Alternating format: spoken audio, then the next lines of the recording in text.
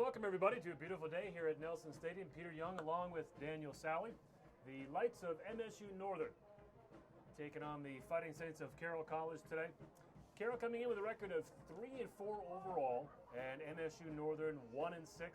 That one win, Daniel, the one win this year and all of last year against Carroll College, a surprising 28-14 win up in Havre. The only win for the Lights in 2016, 2015. You got to go back 10 years for the last time that the Lights beat Carroll. Since then, the Lights have kind of gone back to their form. They are 0-4. And Carroll's slowly been able to rebuild what at that point in September up in Havre looked like a disastrous season. Absolutely, and I mean last week we saw their game against Rocky Mountain, and they looked like a totally new team after the loss at Tech the week before. They came out, they played hard on D. Their offense was moving, they were throwing the ball, they were running the ball, and now they look like a whole new team. I mean, their defense is flying around, they're making interceptions, their instincts are on point, and you know, today should be a good game for them, seeing that they're going to have that revenge factor you talked about earlier today, where they're going to be playing with a chip on their shoulder, they're going to be angry, and there's no way they're going to let themselves lose this one. Today's game brought to you by the Saints Athletic Association. Just under 3 minutes left on the game clock before we get things underway. Sunny skies here, hardly a hint of wind. A huge departure from last week's game against Rocky Mountain, so the flag on the field will not be flapped around too much. We will take a pause here and listen in for today's national anthem.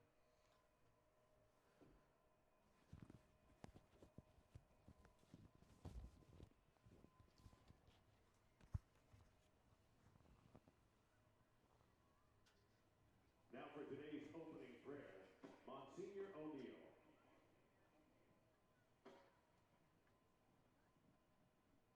I'm actually Father Mark in his Halloween costume.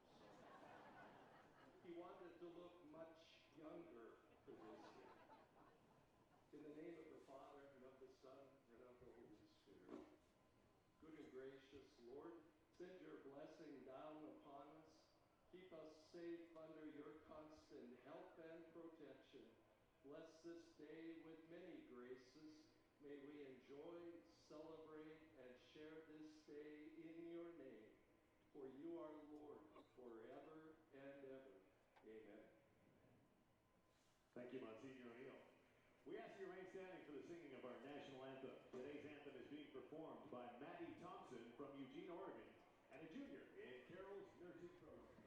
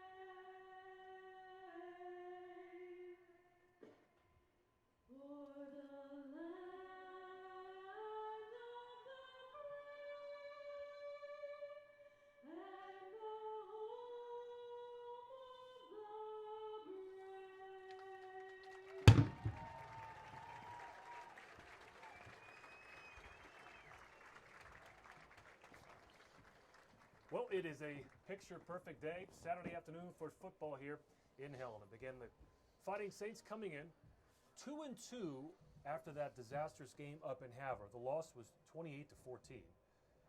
And then Carroll came home, got shellacked by Southern Oregon. But got the win in Boise, or just outside of Boise, against College of Idaho.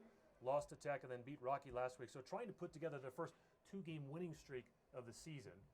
And then next week they're going to Montana Western. They finish off the season at home against a very good Eastern Oregon team that right now is ranked, Daniel, 11th in the nation. So you look at the Frontier Conference getting 2 teams into the NAIA playoffs, and it's Tech and Oregon at this point, because there's been so much, I guess, kind of cannibalization in the conference because they're the only 2 teams with 2 or fewer losses. Yeah, everyone's beating everyone this year. You know, you see the big upset week 1, Carroll taking down Tech, kind of gave them a rough start to their season over there, and then, you know, everyone's beating everyone. So the other games in the conference today, you got Eastern Oregon at the College of Idaho. Southern is at Montana Western, and then Montana Tech travels to Rocky Mountain in their new turf stadium. Actually, both of those teams with new turf fields. Take a look at this Northern offense, and perhaps I'm using that term a little too kindly because they have only scored 14 touchdowns on the season. They're last in the Frontier Conference in yards per game at 295. Now, this is not the 1970s 3 yards in a cloud of dust where that might have been respectable. This is 2016 where everybody piles up a bunch of yardage. To give it a reference point, Southern Oregon is leading the conference at over 500 yards a game. So this Lights offense has been struggling. absolutely, but you know, their one bright spot is their running back, Zach McKinley. He's got the most carries, most receptions for them, and he's got 751 yards and 7 touchdowns this year already. He's been, I guess, their workhorse. He had a pretty solid game up in Havre when Carroll played them last. So, I mean, look for him a lot today. He's probably going to get upwards of 20, 25, 30 carries. So it's going to be an interesting day for him. Carroll in the home purple and the Lights in the road white with maroon bottoms as we take a look at the coin toss for today's contest.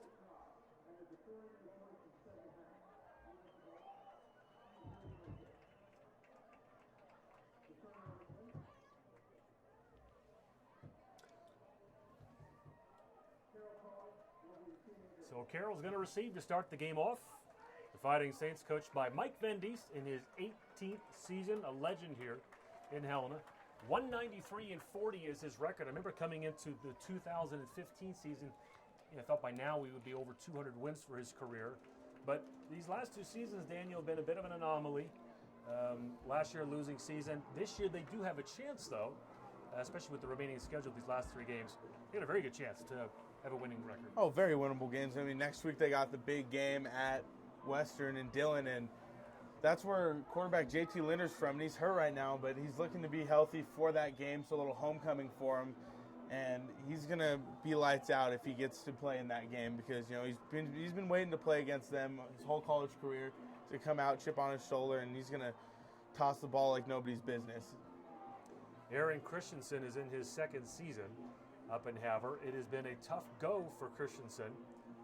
He's got a record of 1 win, and I believe he's got 17 losses. Yeah, 1 and 17 in 2 years. Not a whole lot of tradition of winning for the football program up in Havre. And so he does have his work cut out for him to try and change things around. So we are set for today's kickoff. And just a fantastic afternoon here at Nelson Stadium. Daniel and I are going to weigh about 20 pounds lighter by the end of the contest because we are in a sauna. It is only going to get hotter here up in the press box. You enjoy your game at home, and we're going to have fun calling it for you. So Isaiah King and Ryan Walsh back to receive the kick. There's King, the hero of last week, who got his pick 6. Nice return for King. And he takes it out almost to the 40-yard line. He had the fumble recovery and then the interception for the touchdown that kind of capped off the game with just a few seconds left. The dagger, nail in the coffin. So great field position for the Saints to start things off. They're just underway. Peter Young and Daniel Sally, along with our rest of our hardworking Carroll College student crew. Last week against Rocky, field position did play a major part in the game, partly because of Frontier Conference Special Teams Player of the Week, Dylan Torgerson, did a fantastic job of pinning Rocky deep into their own territory. First down and 10 on the 38. Gustafson has time, slings it sidearm, pass is complete and close to a first down. You got to get to about the 48-yard line. Daniel, you had mentioned earlier today that those defensive backs for the Lights, they give those wide receivers quite a bit of space off the line of scrimmage. You can't blame him. When you got a guy like Connor Phone on the outside, you got to give him a little space. He had a big game at Havre last time we played, and now they're going to look, and we're probably going to see a lot of pop screens, different plays like that, quick slants. And that was Ryan Walsh, normally listed as a running back, but they're not afraid to throw him out wide. 3 wide receivers, top of your screen. They got the screen play set up for Phone. Catch is made. And enough for a first down out to the 45 of Northern. Man, Connor Phone, he's a great playmaker. They can use him for anything, honestly. That's his 49th catch of the season. Leads the Saints, averaging almost 104 yards receiving a game. He's got 6 touchdowns. He has really been a find here for Coach Van Dies and his staff. Just a very talented kid. You know, he's the guy you look at him out there and you're like, man, this guy should be playing Division I football, or at least in the Big Sky. But here we are with him at Carroll, and he made an impact as a true freshman before that injury last year, and he's just hasn't slowed down one bit. Gustafson's going to run with it, and he's going to slide down to the 40-yard line. Gustafson is filling in for the injured J.T. Linder, has done a nice job completing 55% of his passes, 3 touchdowns and a pick. Did a great job last week of scrambling. He likes to keep plays alive, and because of his feet and his improv skills, was able to throw that touchdown pass to Connor Phone. Absolutely, and another thing was they were running a lot of read plays and quarterback keepers where they'd pull a couple guards out and get them into open space. And last week, Rocky didn't have any answer for that because, you know, when JT's playing quarterback, they can't scout that. It's like Phone in the backfield, motioned in, and they sent Gustafson out wide, and he's going to take off. They did that once or twice last week as well. So Phone with the carry is going to gain a few yards. Coach Nick Howlett, the offensive coordinator, has been with Mike Van Dies the entire time. They have been here in Helena along with Jim Hogan, the offensive line and strength coach. Rarity to see some of your top assistants hanging around as an assistant for 18 years. So that continuity has contributed to the success that Van Dies has had here in his time. So you got 3rd down and a short 4. Plenty of time. And receiver is open. Should be enough for Troy the first Arnson down. there with the catch, too. Arnson's been a guy who's been getting a lot more burn lately just due to the injury to Kyle Griffith. So he's their go-to guy in the slot. He's going to get out there, run some corner routes, hit some slants. And now it looks like Sam Stratton's coming in. Watch out for him. He came in one play last week, and first thing they did was throw it to him down the seam for a 30-yard gain on 2nd and long. That's only his only catch of the season. Yeah, it is. Troy Arnson had a couple drops last week, but that's his 13th catch of the year. So another first down, an impressive start to today's drive for the Saints. 3 wide receivers to Gustafson's right, and he's going deep into That's the end Phone. zone for Phone, and in and out of his hand. Man, that would have been a crazy catch. Excellent defense by the Lights. Well, that's the time to throw it. The 1st and 10, ball's on the 34-yard line. You might as well take a shot into the end zone. Yeah, go for that big play to get the offense going for the rest of the game. Start off on the right foot. Major Ali checks in. On the season, averaging 4.1 yards a carry. He's one of those guys who just runs hard. He finds the hole and he hits it.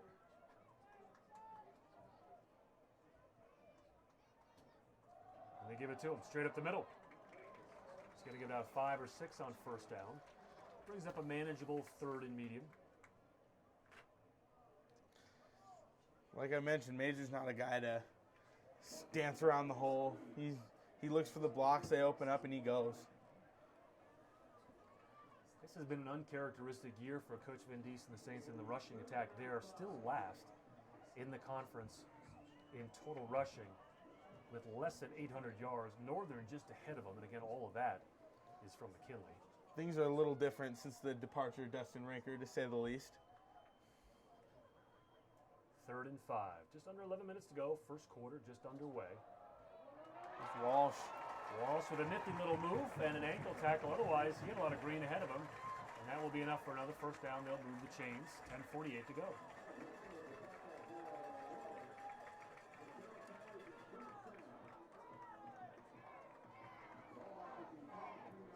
Well, after that nice kickoff return by King, it's been 3 straight first downs for this Saints offense.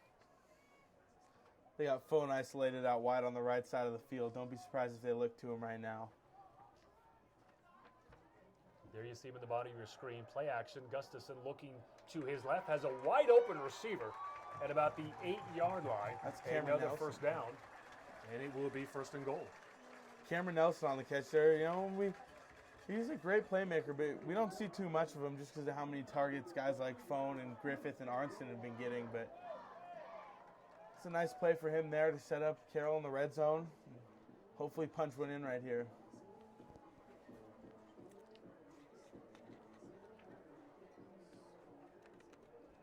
Great start to the game for Gustafson, who has been sharp. First and goal from the 9. Handoff. And almost into the end zone. And Walsh about a yard short. This is kind of the Carroll of old that we used to see with Dustin Rinker and Chance Demery, just imposing their will on the other team. And this has been a bit too easy. Oh, you think if I'm an assistant coach for the Lights or the head coach. And they're going into the goal line package here. They're bringing in blocking tight end 81 J.D. Lyle. And look for him to set up a hole for Ali here and maybe punch one in. Ali with only 1 touchdown on the season, rushing. Might get his second here. They give it to him, and I think he's in. And he is. A little bit of a delayed signal. 6-0 Saints. That's got to be a great feeling for Ali there, too. Second touchdown of his college career and off to a good start in this game. The offense is moving. Now they're going to hand it over to the defense, who's coming off of a big game, and I think they're going to just pick up right where they left off.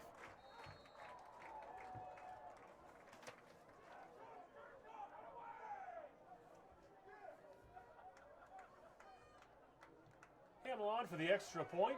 And without hardly much wind at all, the extra point is good. So it is 7-0. Carroll on top with 9:10 to go in the first. Today's contest brought to you by the Saints Athletic Association. We're going to take a pause and be right back.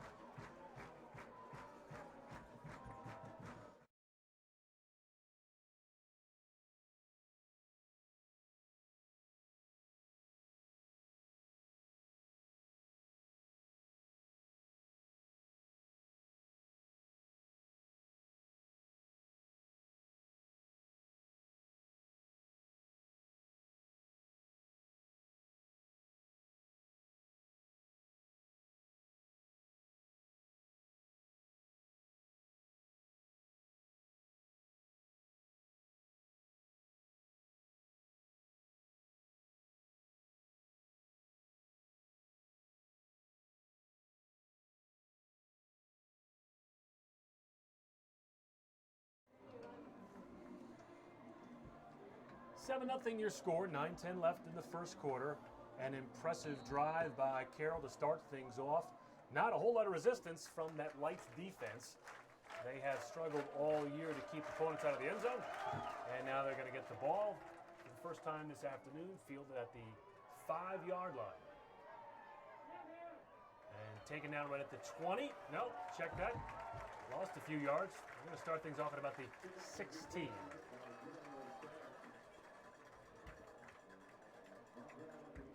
Caleb McLaren, the starting quarterback for the Lights, got the job about mid-season, completing 56% of his passes. He's got 2 touchdowns and 2 interceptions. They don't really throw the ball around all that much.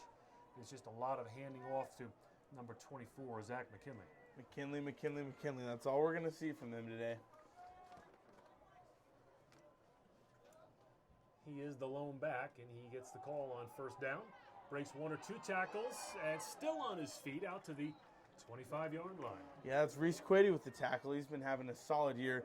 Really the anchor in the middle of that defense for the Saints, and flies around, makes tackles all day long. That one's pretty big tackle because I don't know if you noticed, but he got him from behind, and there was some space. He could have gone a little ways with that. McKinley on the season averaging 4.3 yards a carry. He's got 7 touchdowns and over 700 yards gained. Play action. McLaren rolling, and he's going to tuck it and run. Gets a nice block from one of his receivers, and that'll be enough for a first down. Tackle made there. A little split duty by McBride Galt and Ty Irving. And Ty Irving was one of the heroes last week on defense. He's the one who knocked down that ball that got intercepted by David Barnett, and it seemed like he jumped a mile into the sky and knocked it down. But he's been playing a lot better as of late, flying around and just doing his job, making tackles and making plays. Bit of breathing room for the Lights offense now. Spotted at the 33-yard line. McLaren to throw. Pressure as he is thrown, and the catch is made by McKinley, but he probably lost a yard or two on the play. That's a monster hit by Jake Conan there. Looks like they're going to rule it incomplete, too. Ball must have come loose as he was falling to the ground. Wow. So 2nd and 10. I think I felt that from up here.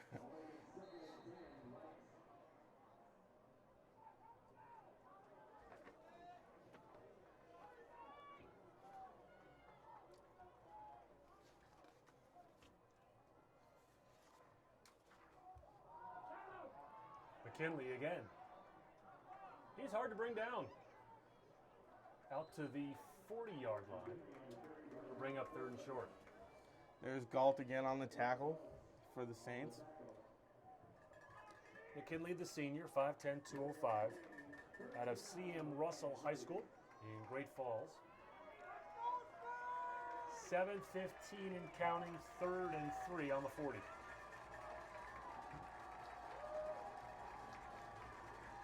Two wide receivers, a couple tight ends. McLaren to throw. And nearly intercepted. Good defense by the Saints. I believe that was Gregory with the coverage. It's lockdown coverage by Gregory, and he's a guy who we've seen his best as of late. First couple weeks of the season, he had a lingering ankle issue, but played through it and didn't do bad. You know, he's a phenomenal athlete, phenomenal defensive back, but now that he's full go, we're able to use him also in the punt return game, and he's just been a huge difference maker for the Saints defense. So he's back there to receive, standing at about the 19-yard line. On the season, he's got 1 interception. It was last year against Northern when he had that crazy one-handed pick, too. Beautiful punt. Gregory breaks 1 tackle, 2, and nearly gets free. And it will be St. Paul at the 18-yard line. So 1 first down for the Lights, and then they're forced to punt it away. So with 6:52 to go in the first, Carroll getting the ball for the 2nd time. I think we're going to see a lot of Ali, a lot of phone on this drive.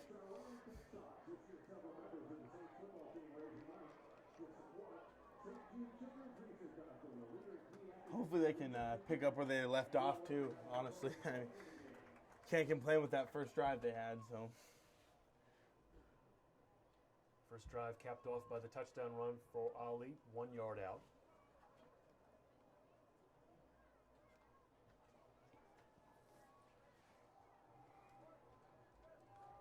Look at the numbers on the season for Green, Ali, and Walsh. It's surprising to me that they really have had balanced carries. You got Green coming into today. He's not suited up. He's hurt. He had 51 carries. Ali was 60, and Walsh with 41. That's surprising to me. Having seen most of their games this year, I would have thought that number would have been a lot higher for Green. Absolutely. I mean, especially with that game he had at College of Idaho, he ran like a madman. He had over 100 yards. I think he had 20-plus carries in that game, if I remember correctly. So it is interesting to see that. But Ali did get pretty heavy dosage of the carries those first few games. And, you know, it's really been a true committee. And Walsh has got a pretty high number, too, for he missed a couple games. He wasn't playing at College of Idaho, and I think there was one other game where he didn't suit, maybe SOU.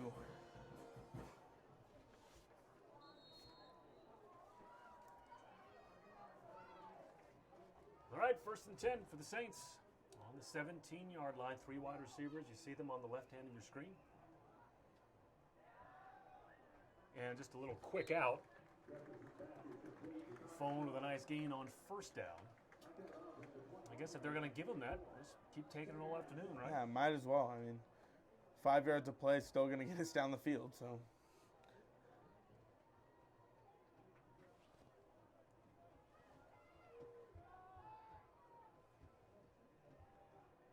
Second and 6. Looks like Walsh in the backfield here. He's going to get it. Hand it off straight up the middle.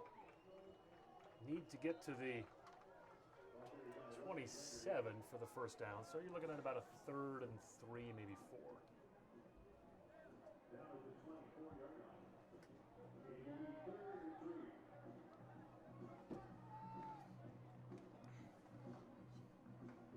and 3. 6:05 to go in the first. Second possession of the game for the Saints. 7-0 lead.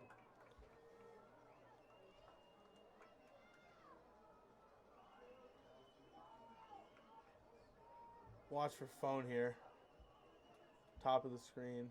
Play action, they fake it to Ali. Gustafson with time has an open receiver in and out of the hands at midfield. And that could have gone for a long way. That's tough for Arnston there. I mean, high throw, and I mean, he got his hands on it. That's still a tough play to make, though. Heck of an effort, at least, there by Arnston. Well, I don't know if it was so much of a high throw as that it is Arnston's only 5'8", so he's not the biggest target, is he? That's another factor. There you go. I mean, I guess quarterbacks are used to throwing to Griffith in the slot. He's got a couple more inches, you know.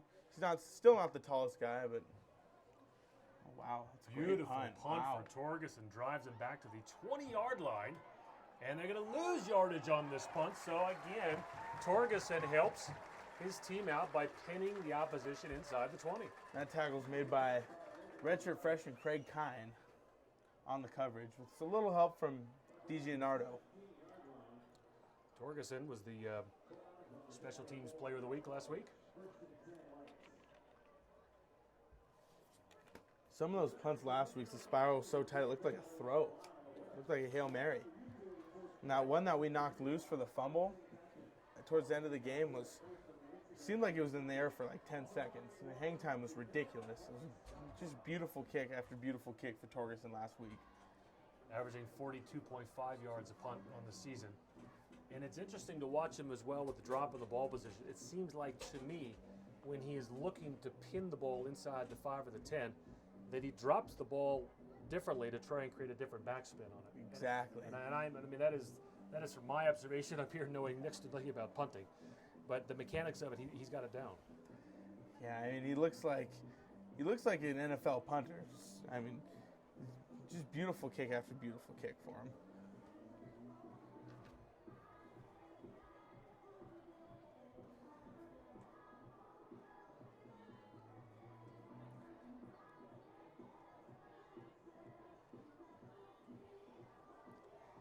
So 5:28 to go here in the first quarter. Saints are going to get the ball back. Excuse me, the Lights are going to get the ball back.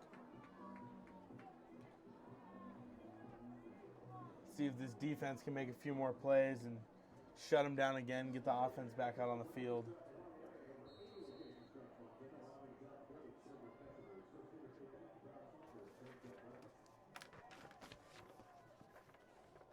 Handoff McKinley. Big hole along the right side. Quickly filled in by the linebackers. That's the senior captain, Jake Conan, there, making another play. And now we're going to see a little sub going to a nickel look. That's Isaiah King coming in. Last week's big-time player on defense. As we mentioned, that late pick 6 to really seal the deal for the Saints. So hopefully he can come up with some more big plays this week.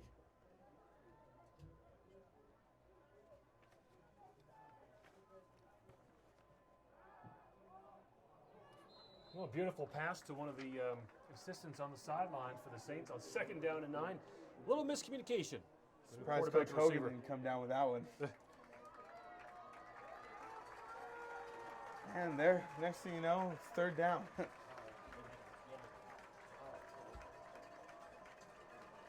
Well, 8th game of the season as a coach, you just don't expect to see those kind of things. Maybe game 1, but not in late October.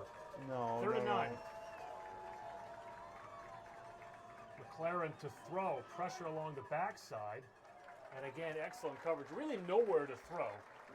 And wisely threw it where nobody could catch it. So it's another punting situation for the Saints. But now they're deep in their own territory. Another great play by the Saints secondary. Just lockdown coverage out there. That was DiGianardo.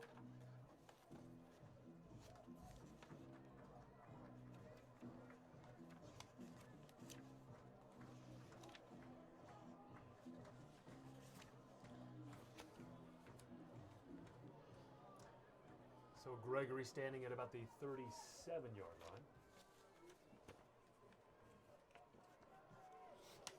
Almost got a piece of that one. Fields it at the 40. Dances around a bit. Good punt coverage by the Lights. Drop down to the 45-yard line. That's where his forward progress starts. So excellent field position for the Saints, but we do have a penalty flag down, our first of the afternoon. And one official is signaling a penalty, but I don't see the flag. There it is, far side of the field. Oh, yeah, wow. Hopefully this won't favor the Saints. I think they may decline this.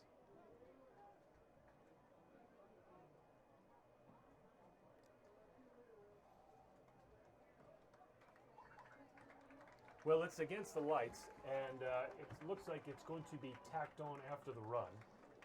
So, Carroll ball, 50-yard line. Right at midfield, perfect field position.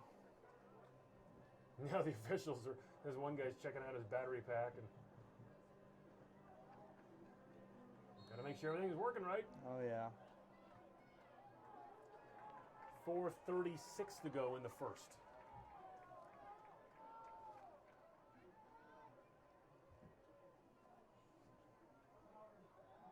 The fake to keeper. Ali. Look at Gustafson right up the gut. That's actually Connor Phone. Is it? Good Yeah, eye. I wow. just cannot see these jersey numbers from up here. It's not easy. I saw him hit the hole. I thought, wow. That's some explosiveness from Tanner Gustafson. And there's no doubt Phone's explosive. Well, with that extra lean, he's really close to a first down. It's about 2nd and 1. Clock's still running. Got about 4 minutes to go in the first. Looks like a bunch on the right side. Phone, Polson, and McGree out there, and then Arnston alone on the left. Got enough for the first down. Tackle made at about the 46th. Walsh with the carry. It's a good run, found the hole, get that first down. Some extra yards to go with it, too. Now they're going to bring Sam Stratton back in. Look for him up the seam.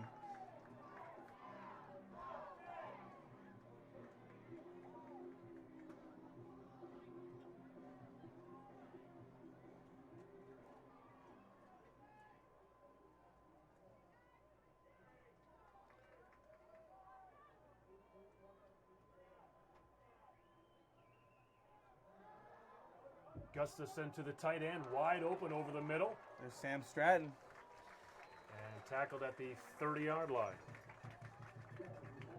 Nobody there, really. Just wide open lane.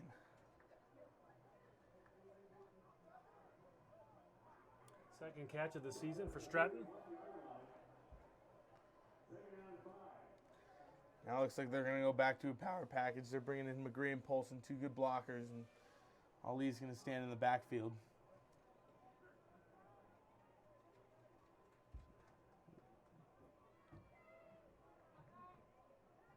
There's that bunch again.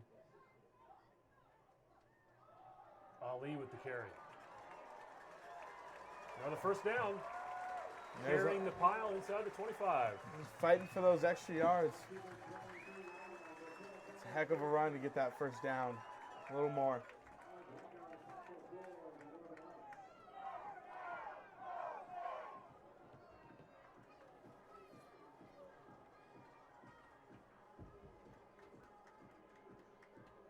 Looks like they're going to take Polson out and go back to Nelson. Three wide this time. McGree at tight end. See what they do here.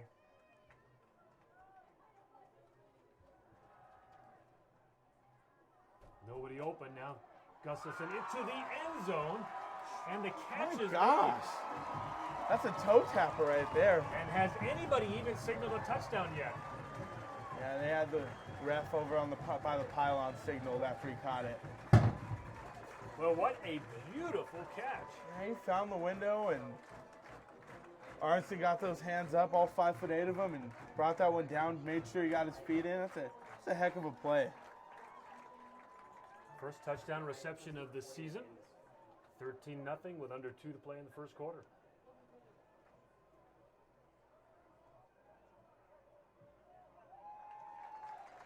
Extra point is good. So with 1:51 left in the first, it's 14-0. Carroll on top. We'll step aside for a minute. You're watching today's game thanks to the Saints Athletic Association.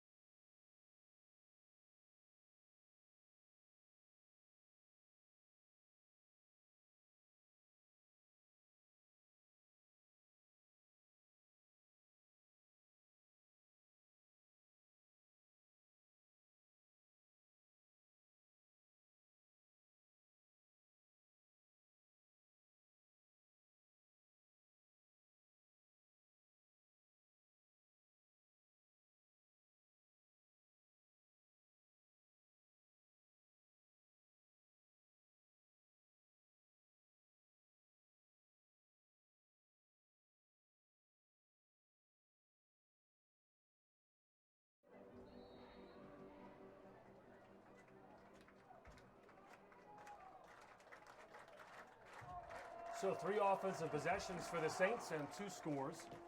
Still got about 2 minutes left in the first. This one into the end zone. And the Lights are going to take a knee. Well, this first quarter has been dominated by Carroll. Only 1 first down for Northern on that first drive. Did they get a second, or was it just 1 first down? I believe it was just 1, honestly. I mean, McKinley was running hard, and they got close, but he can only do so much. He can't carry the offense on his back all season.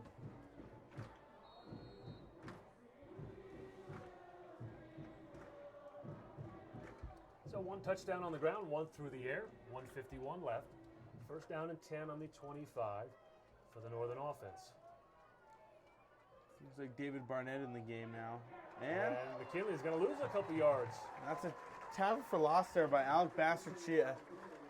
Actually, the guy on the cover of the Game Day this week. He's a spark plug for the defense. He brings a lot of energy. He's a guy who's liked by everyone on the team. He's very positive and plays hard. And he's a guy who had an ACL injury last year, and he's coming back and just dominating. He's been dominating other teams' offensive lines. 244-pound junior out of Gooding, Idaho. So a loss of 2 on the play. McKinley's going to get some of this back and then some. And that's going to be 3rd and long. That's the second time McKinley's been pretty close to breaking a long run but gets an ankle tackle. Yeah, that's Reese Quady again. The same guy who got him last time, and then obviously slowed him down, and Isaiah King came over the top and dropped him. But Quady having a good game, good start at least. So gain of 5, that makes it 3rd and 8.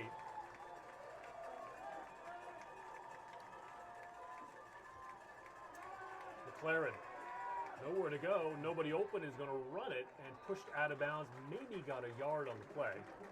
But they're looking at another punting situation. He was chased out there by Kyle Smith, the 6th-year senior who's just been through all kinds of adversity, and he's having a great senior year, but gets him out of the pocket and chased down by David Barnett and out of bounds. So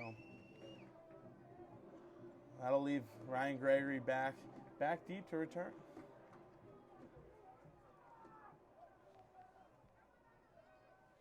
This might be the last play of the first quarter, under 30 seconds to go. This is a 3rd punt for Northern, and all of them have been pretty close, and Gregory gets drilled at about the 39-yard line. All 3 of those punts, Daniel, there's been a Carroll defender within inches of that ball. Getting close, and interesting call there by Gregory, not to fair catch, with several Northern coverage guys coming down the field, flying at full speed. He didn't have any time to get momentum or anything, took a step and got dropped.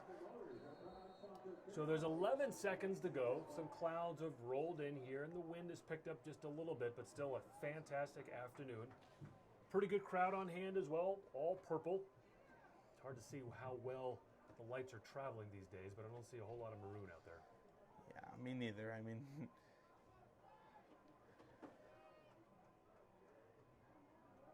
handoff. Walsh picks his way for a few, and that'll do it for the first quarter. So it's a quarter that has been dominated by the Carroll offense and defense. It's a 14-0 score.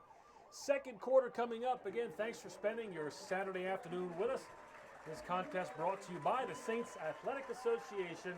We'll step aside for just a minute or two.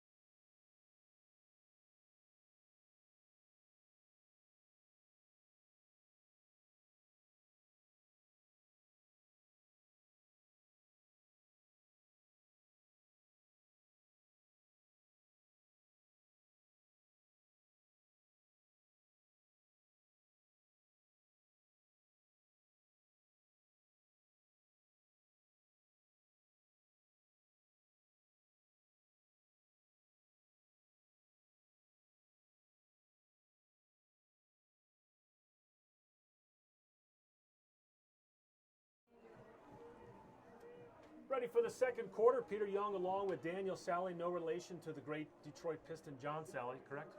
correct, but I do have an uncle, John Sally, and he has a picture with that John Sally from the Bad Boys. So that's a bit before your time. I remember those guys. Oh yeah, I watched documentaries on them. They sound like a fun bunch. When I was in college, we played Georgia Tech, and I held Dennis Scott to 31 points. Wow.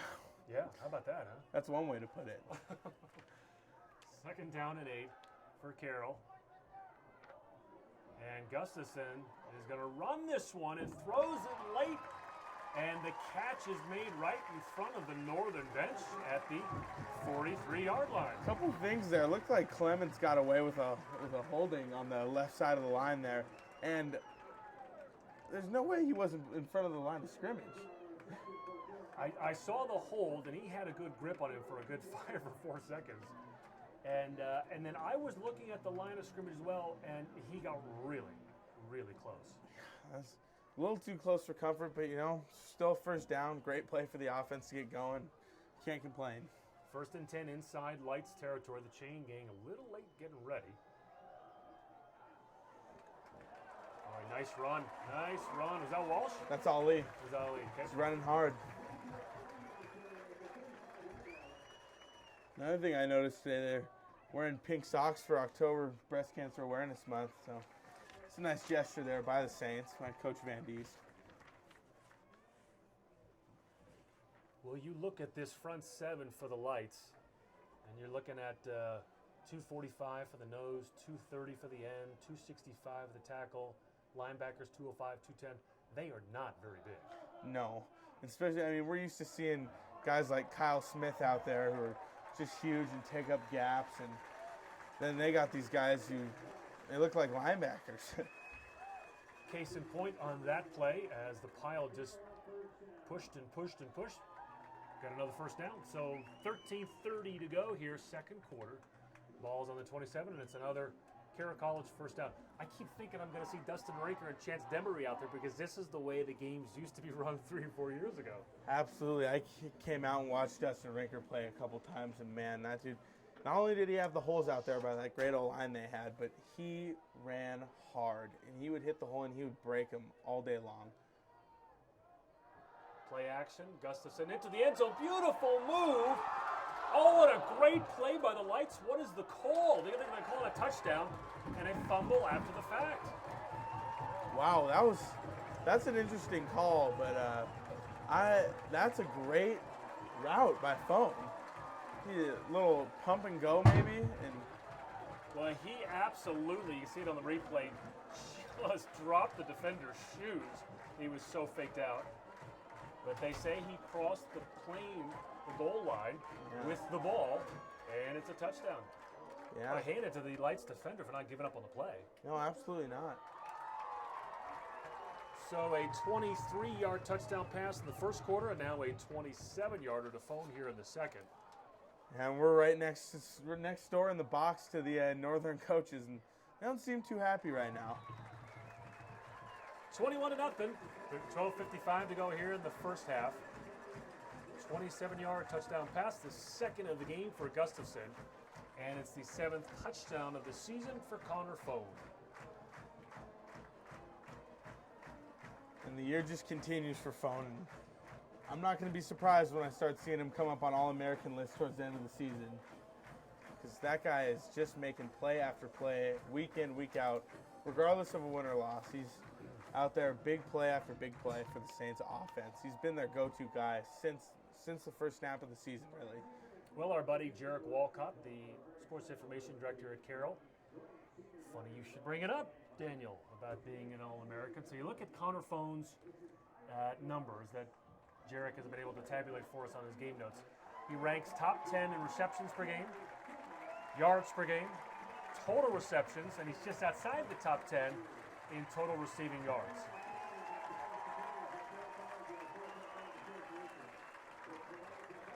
And Dylan Torgerson, while we're at it, talking about individual rankings, he's third in the nation in punting yards. Man, that doesn't come to surprise me one bit. That guy's been having an outstanding campaign this year. He's just, and it's the best part about last week is they put him on the cover of the Game Day. The article's all about how he's a punter, and Twitter's just like, just your average neighborhood punter or whatever.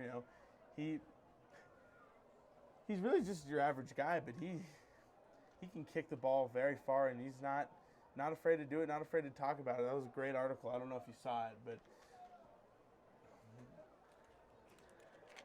well, I remember the exuberance and the personality of Reese Felton from Australia. He was an excellent punter as well.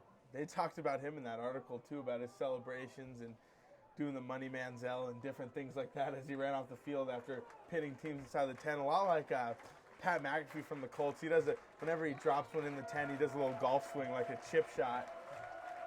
Well, on more than one occasion, I saw Coach Van Diest welcome Felton to the sidelines, telling him to tone it down a little bit. It was kind of funny to watch.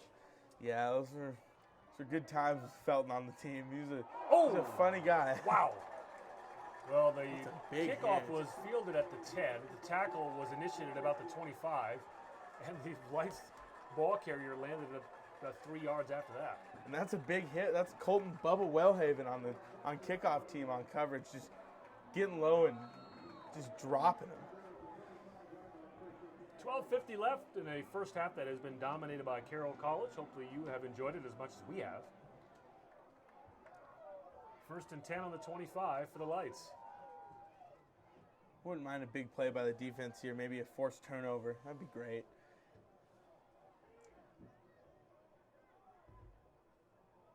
Well, after all that changing the play at the line of scrimmage, it's just a simple handoff to McKinley. Maybe got a yard on the play. It's David Anderson on the tackle, and he's been a big playmaker on the Saints defense, making tons of tackles, just tackle after tackle, and gets really into the game, plays with a lot of heart.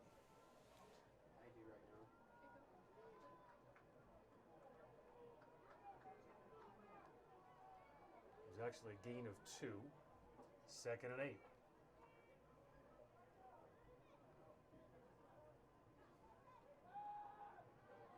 Pressure. Pass is complete short of the first down. It's a heck of a move there by Barnett on that left side of that defensive line. He just made that right tackle look silly. Hit him with a little swim move and got right in that inside C gap. And here comes King again. Saints will bring in an extra DB. Conan's out.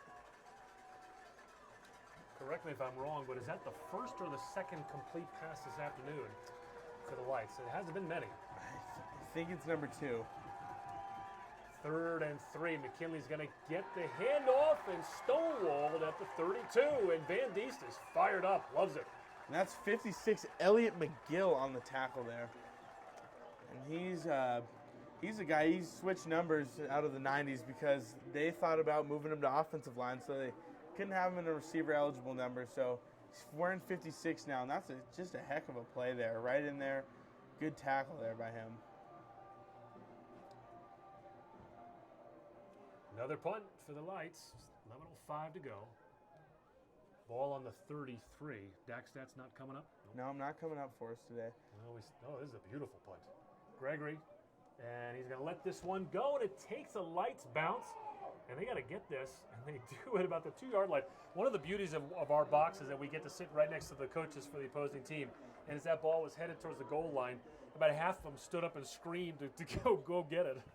Yeah, that's a little something working out for him at least. That's a favorable bounce because the rest of the game hasn't really been in their favor. But it'd be nice to see the Saints just keep doing their thing, take over this game even more, and take it down 99 yards. That'd be pretty sweet. Well, the last 4 games, the Lights, after they beat Carroll, have been giving up 46.5 points per game. Last week, they got shellacked by Montana Tech 63-16. Oh, gosh. They gave up 50 points to Western, which is not really a great offense. So. No, Western's a team that takes their pride on their defense, their front 7. They're not known for scoring that many points. So it's an interesting feat there by the Lights. Carroll just trying to get a bit of breathing room on first down. Walsh got maybe a yard or 2, so it's 2nd and about 9 with 10.5 to go. As this game progresses, it's now 21-0. Saints ball again. You have to look at that score, Daniel, and start shaking your head even more. How did Northern beat Carroll 28-14 up in Havre? I'm at a loss for words. I have no idea. I mean, I was following the game, and I was just in disbelief, honestly. It just didn't seem like we had much going on offensively that game, and definitely hurt us. Ali with the carry, didn't get much on 2nd down either, so now it's 3rd and long in a passing situation. So a bit of a spark here for MSU Northern. They could use it. Really their first positive play of the game after that. They had 1 first down on the opening drive, and then that punt, which pinned the Saints on their own 1-yard line, and now the defense for 2 straight carries has done their job. And they're going to bring Walsh back into the backfield, so wouldn't be surprised if we see him on a route, maybe catching a ball here. And they're going to take a timeout. That's Carroll taking the timeout there. Looks like Coach Van Diest and Coach Hallett saw something they didn't like.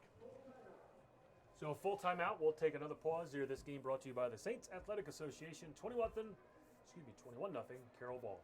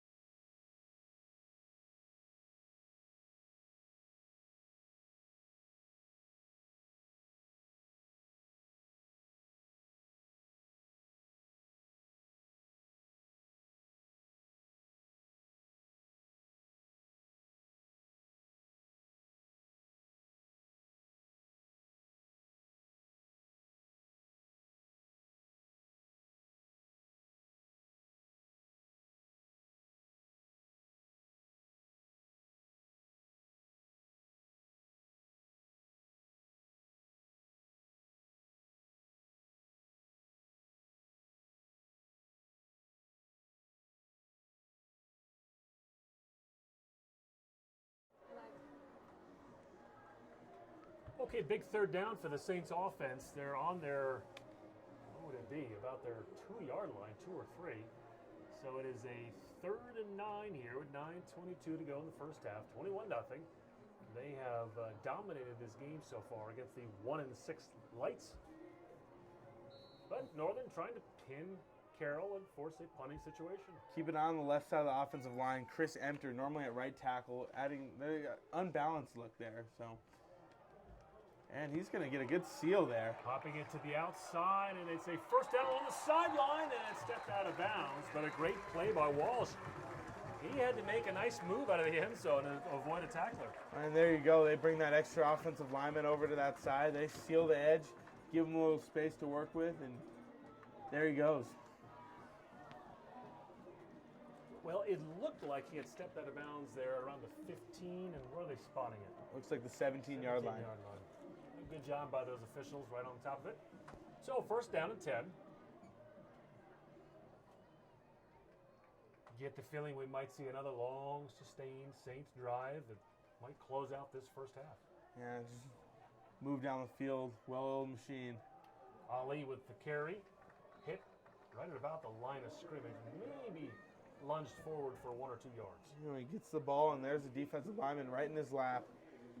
But at least he didn't lose any yards there.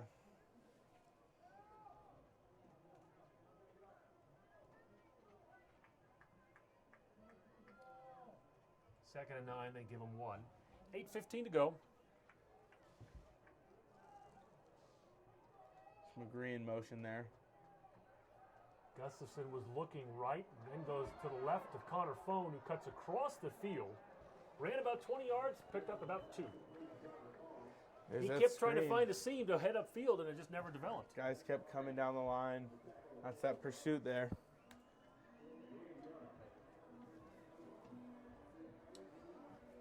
The remarkable thing about Connor Phone is he has a bit of that possession receiver type that you'll see that Tom Brady has so often with his little smaller receivers. And yet he is by far the biggest big play receiver in the conference with so many long touchdown catches. And you got a little bit of Julian Edelman and then a little bit of Julio Jones. It's the perfect storm.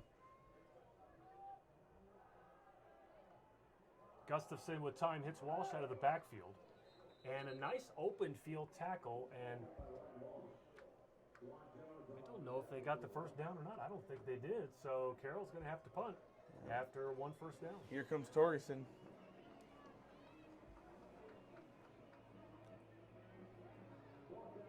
Well, a quiet offensive possession for Carroll, and the Saints are going to be looking at, the Lights will be looking at their best field possession of the first half. Yeah, unless we'll see what Torgerson can do with this one. Wow. No, they're beautiful. Great hang time, fair catch, a signal forward about the 36-yard line. So it'll be first and 10 for Northern with 6:40 to go in the first half. The Lights' best offensive possession of the day was their first one to start the game off. They got that 1 first down, but their offense has sputtered ever since. Absolutely, and I mean a lot of that is credit to Coach Van Diest's defense right now. They're playing great. They're all over the ball carrier. They know they're going to run the ball. They know McKinley's going to get it, and that probably going to be inside the tackle. So they're swarming to the ball. They're ready for it. There's nothing the Lights can do right now. They hand it off to McKinley on the right side. Gains a few yards on the play, brought down to about the 19. It's outstanding pursuit there by Galt out of the defensive backfield, coming downhill to make that tackle before he could gain too many yards.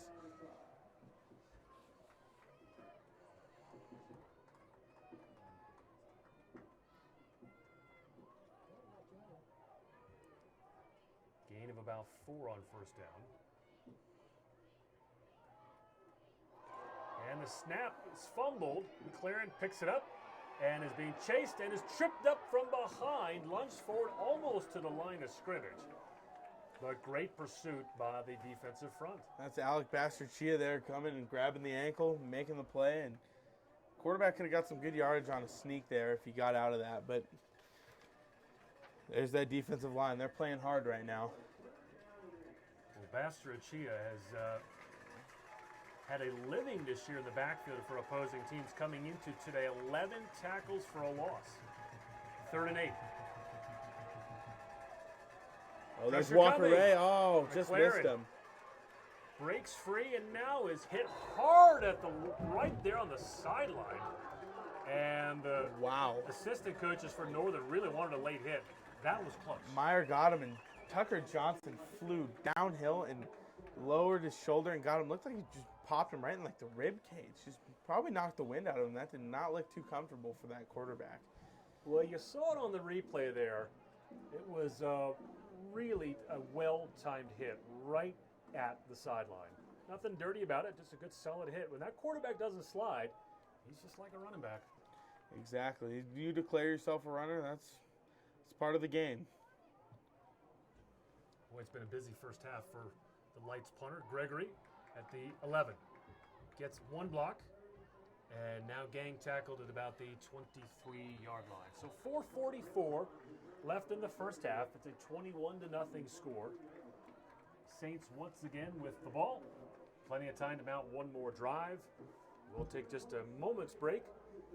You're watching today's contest thanks to the Saints Athletic Association.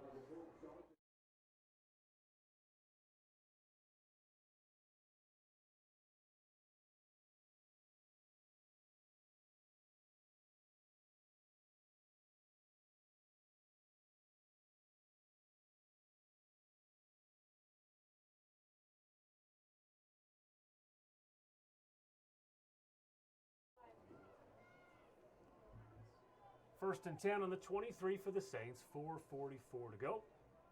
Ali in the backfield, three wide receivers. They're going to hand it off to Ali. And the surge moves the pile forward to about the 28-yard line.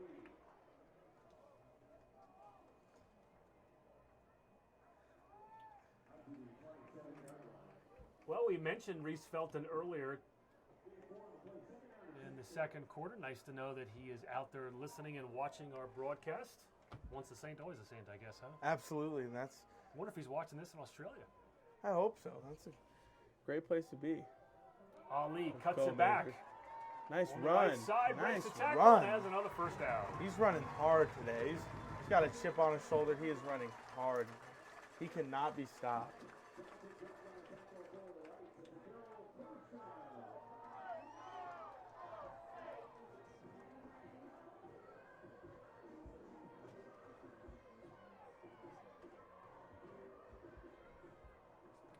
Under 4 to play, first and 10 on the 37. Ali gets a break, so Walsh is back out there.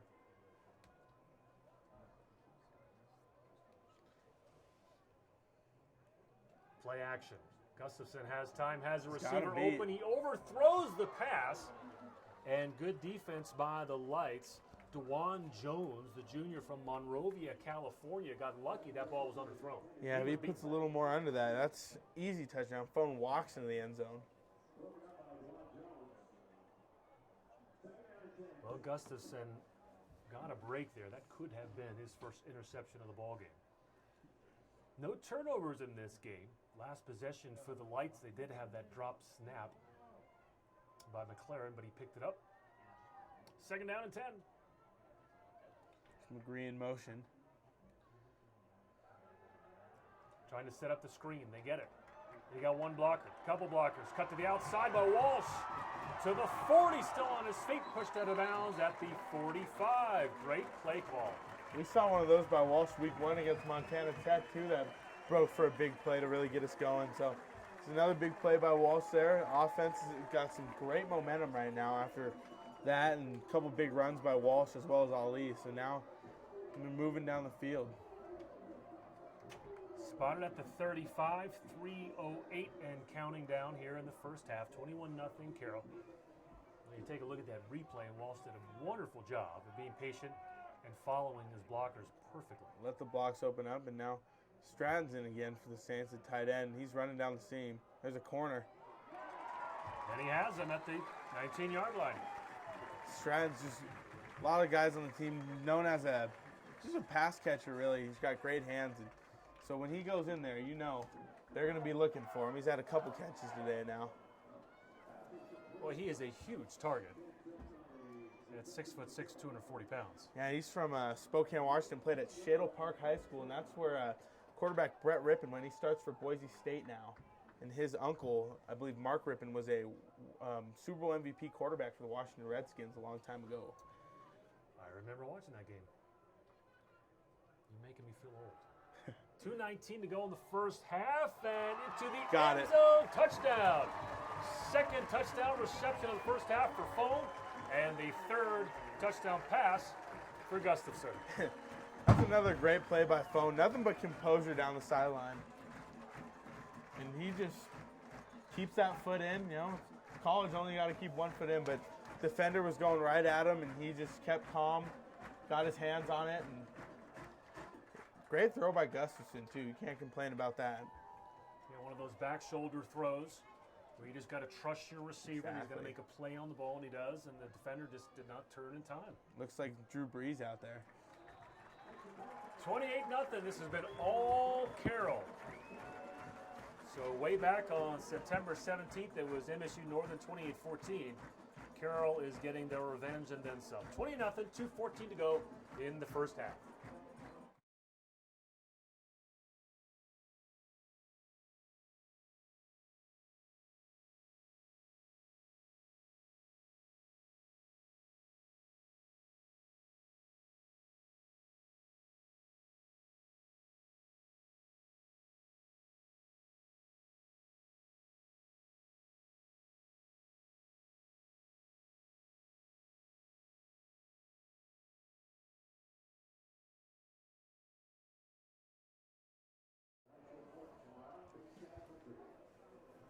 .214 to go. 28-0, Carroll on top here in the first half. You going to watch the Game 4 later on today, World Series? Absolutely. Corey Kluber on the mound. He's been electric in the playoffs. I can't wait. My father, Lord bless him, 82 years old. He's been a lifelong Cubs fan. If this is going to be the year, those bats have got to come alive. That Indians pitching staff is unbelievable. Seriously, I saw a stat that said Cubs this postseason 8-1 when they score a run. I believe they've been shut out 2 or 3 times. And the Indians in the postseason have, what, 3 or 4 shutouts now? Yeah. Because there's a few in the ALCS. That's what happens when that back end of the bullpen's got Hendry Miller coming out with that left hand, stands at like 6'7" and just throws across the plate. There's nothing you can do about it. Well, let's see if MSU Northern can get something going here on this drive. They have, I believe, 2 first downs the entire first half. They have not even sniffed the end zone.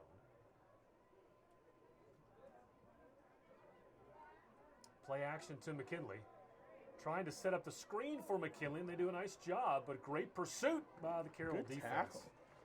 They're flying all over the place. And I had a coach who used to say, if you're going to make mistakes, make them at 100 miles an hour. And these guys, that's what they're doing. I mean, they're flying to the ball. They're not worried about messing up. And if they do, they got another guy coming right behind them to make the play. So that's 11 men to the football. That's how you do it. That screen took a long time to develop. Still gained 5, so it's 2nd and 5. McLaren's going to throw again. Happy feet, just never really sets. And neither defender or receiver had a chance for that ball. The closest guy to it was the Carroll defender, King. Or was that Gregory? That was Gregory. It looks like he was thrown to that offensive line on the bench over there on the sideline, too. I mean, nobody there.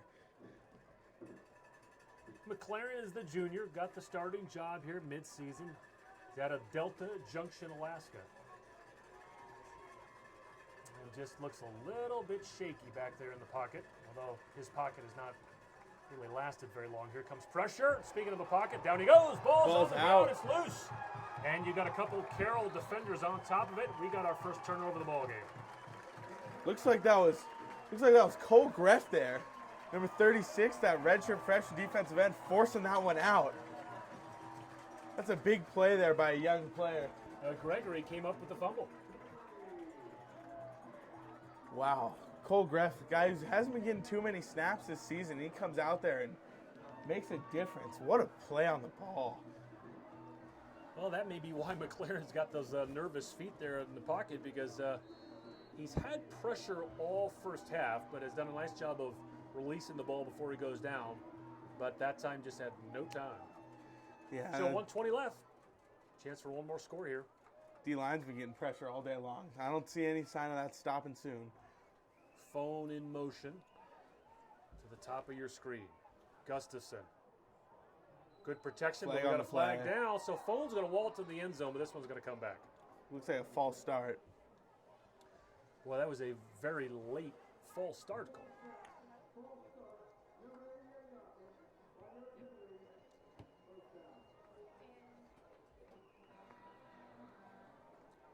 So that will move the Saints back 5 yards.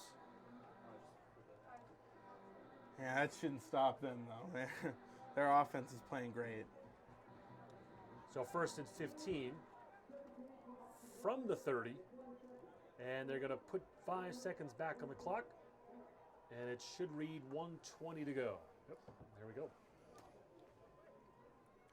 See if they can get some more points. Oh, ref's down. Oh, we got a man down. He's okay.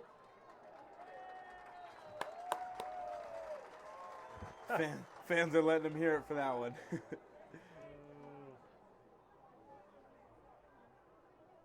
One of the best tackles of the afternoon by the Lights. Oh, I didn't just say that out loud, did I? I'm sorry. I guess so. Gustafson into the Arnston. end zone. A wide open receiver, Arnston. No defender within 5 yards of him. That's the 4th touchdown pass of the first half for Gustafson. It's wide open for Arnston. 2nd touchdown of the day, and he's having a heck of a game. He just walks, you see it in the replay, he just walks up the seam. Nobody there for him. Just right into that checkered end zone. Big play for the Saints.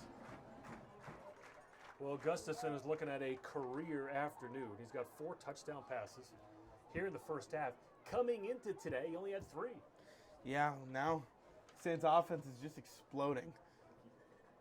And right now, all gas, no brake for those guys. 35-0, 1:13 to go. That drive took all of 7 seconds. Something like that. Let's step aside for another pause here.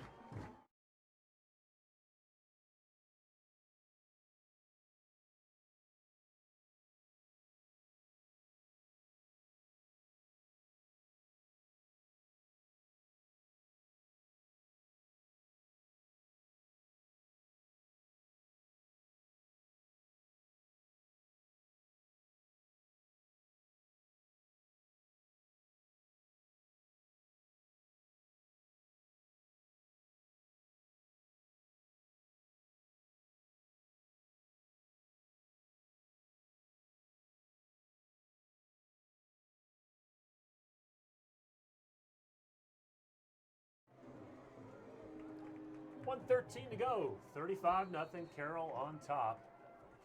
An offensive explosion here for the Saints offense. This is the most points they've put up the entire season. They had 27 against Tech. And they've got 35 here with another half to play. Kickoff squib down the field. And the Lights will have it 1st and 10 on the 30-yard line. Here comes that defense again, man. They're playing angry right now. Something tells me they have a little memory of that game back in September in their heads because they're playing some outstanding football.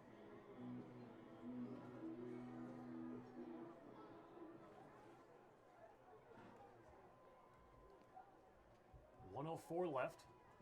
It's been a dismal first half for the Lights until now. McKinley breaking free. He had 3 touchdowns against the Saints up in Havre and just gained a chunk of change there, tackled inside the 30. Looks like they're going to bring McGill into the game. And that's tough. There's 47 seconds left in the half, and there goes McKinley up the field. So hopefully the Saints can still hold them, keep the shutout. 44-yard run, so 38 seconds to go and counting. McLaren to the receiver out of the backfield. Nice hands. That was a very tough, low throw. Nobody out there in the slot, but guess that's all we can do about it. So 2 nice plays in a row for the Lights. Gets them in scoring position. 31 seconds left in the half. They've got a couple timeouts left if they need them. Seeing if they can get some points on the board. Spotted on the 26, another first down. Wouldn't mind seeing him force a little turnover here. Got 1 turnover in the game so far. That was on their last possession. McLaren with a little hitch going into the end zone. And the catch is out of made, but bounds. he's out of bounds. Great hands by Mike Koch. Redshirt freshman out of Tacoma. He's actually Am I saying his last name correctly? Mike Koke. He was a high school basketball teammate with Carroll's own Sam McMahon on the basketball team, so they're pretty good buds. So 2nd and 10. Still got 24 seconds left on the clock. I would imagine 4-down territory. It'd be nice to get some points on the board. But 3 doesn't do you a whole lot of good when you're down 35-0. Nor does this. And there's pressure there. Another sack. Looks like David Barnett on the sack. I think David Barnett with the help of Walker Ray. So Greff brought the press from the outside. Quarterback was forced inside right into the arms of Barnett and Ray, and that's just another great play. Coming up with big plays when they need them, I guess. So brought down at the 21-yard line. Timeout called with 16 seconds to go.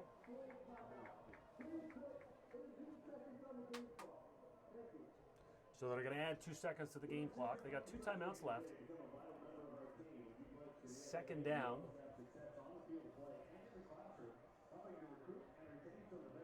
Second and about 15 yards. Well, in addition to giving up a ton of points over the last few games, this Lights offense has sputtered a bit. Only 6 against Western. They did put up 31 against Eastern Oregon, but against Rocky and Tech, 13 and 16. Yeah, not too eventful so far for them this year, but they still got that win in September. That's kind of the bright spot of their season. Kind of. It's really the only bright spot. All right, so 3rd down. Actually, I thought it was 3rd down. Should be about 3rd and 15. What do you think, Daniel? On 4th down, you gonna go for it? Or you gonna try and get some points on the board? Down 5 touchdowns, and I don't think they have too great of a kicker. So I don't see. I got to be in 4-down territory here. McLaren pressured again, going into the end zone, and this one's out of bounds. Catch was almost made. Nice play on the ball.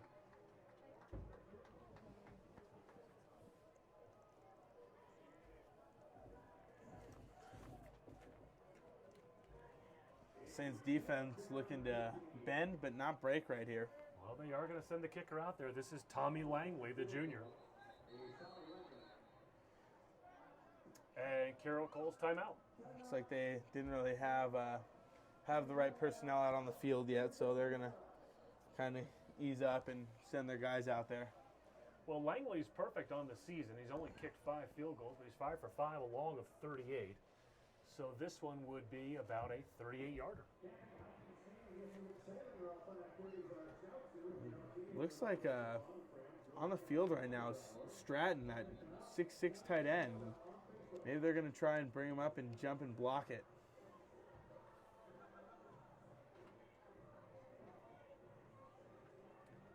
"13 seconds on the clock. There is a bit of wind. See if they can get a little pressure here and block this one.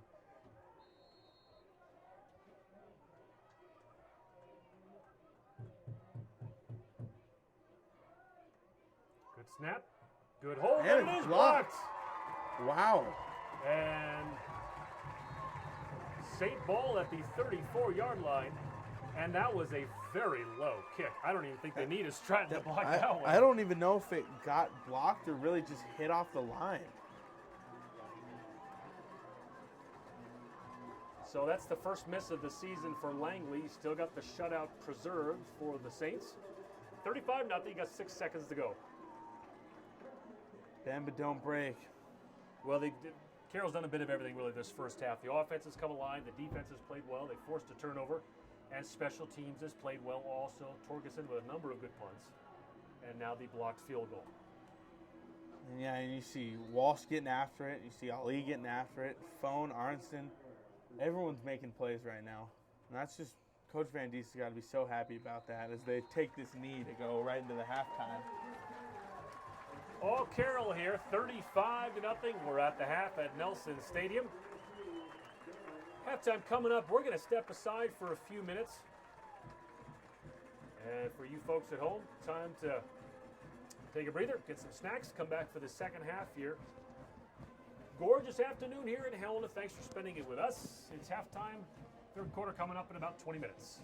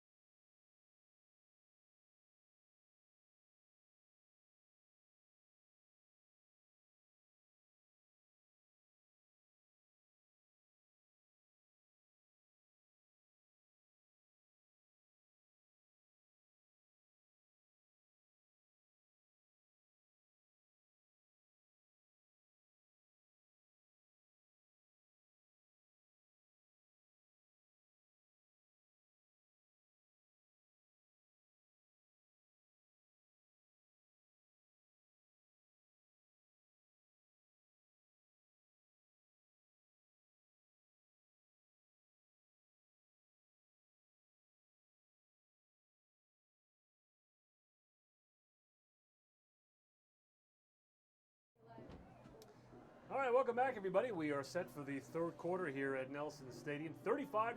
That is not a typographical error. That is your score at the half. It has been all Carroll here in the rematch against MSU Northern in a game that up in Havre, the Northern Lights won 28-14. Kind of makes you wonder how in the world did that happen, because today, first half, Carroll 309 yards of total offense, and MSU Northern had 82. Carroll had 179 yards through the air. Northern, 23. Northern had 59 yards rushing, and about 45 of those were on that one run by Zach McKinley late in the second quarter.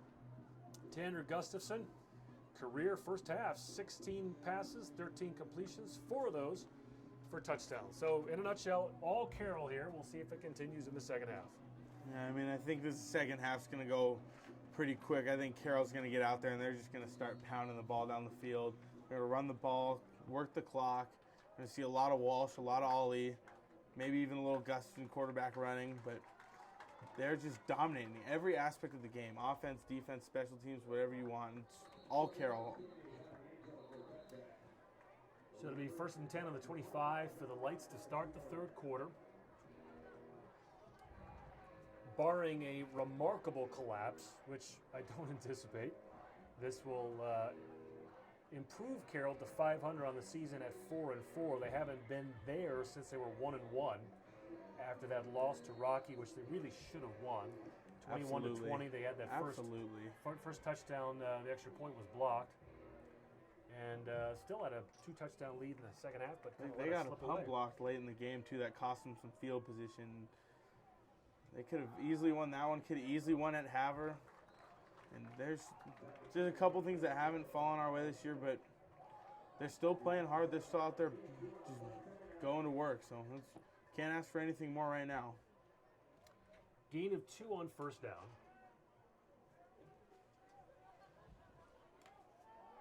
McKinley with 9 rushing attempts in the first half. They only ran 25 plays. It's not too many. McLaren to throw, and they're going to throw the flag on this one. We got flags. Gregory was a bit too aggressive on the coverage. Back turn to the ball. Not going to fall your way too often.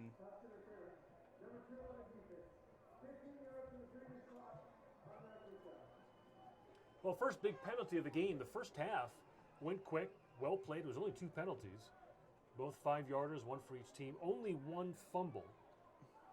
Yeah, fumble was that strip sack by redshirt freshman Cole Greff, picked up by Gregory. That was another big momentum shifter. Set up that Arnston touchdown. So 1st and 10 from the 42. McKinley picks up about 4.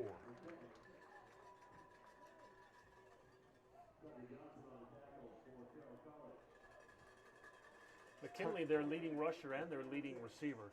You look at their total yards on the season, he accounts for well over 800. And as a team, he is about almost 40-45% of their offense for the year. That's just the epitome of a workhorse right there.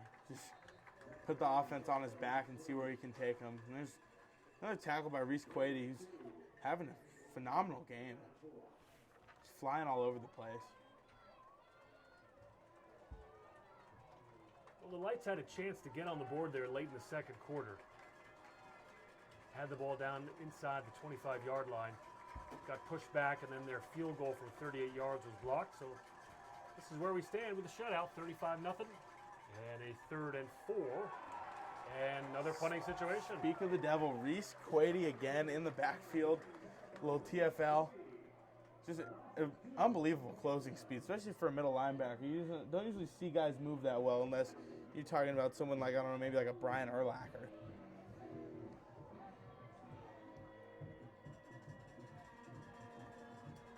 I think Northern's going to go for it, Daniel.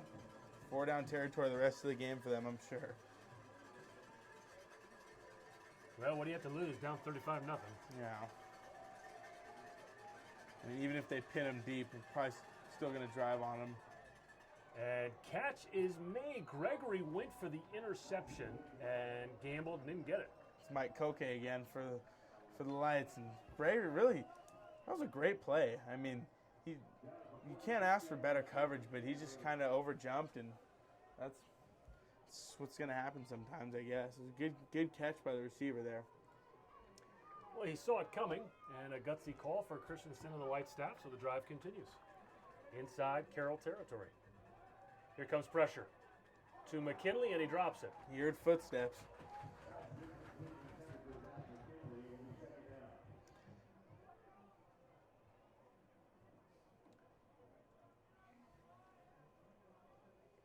Dismal first half for McLaren. 3 of 10, now 3 of 11. No, check that, 4 of 12. He did have that one completion to Koke. Second down and 10. McKinley, draw. Ran into his own teammate. It's Conan there on the tackle. Maybe got a yard. Good pursuit there by the Saints defense. Just see it purple going straight to the ball. 3rd and 9.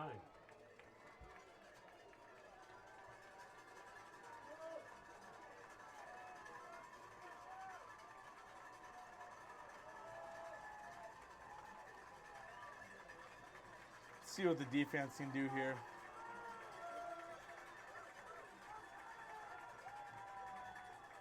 Pressure. Down he goes. There goes Jay the ball Conan, and again. it's out. It's out. It's David Anderson with the recovery there. What a play. Second fumble of the afternoon by McLaren, and he took a shot. That's Conan right there, captain. Just bursting through the line, and Anderson on the recovery. 2 guys who've been there all year for the Saints.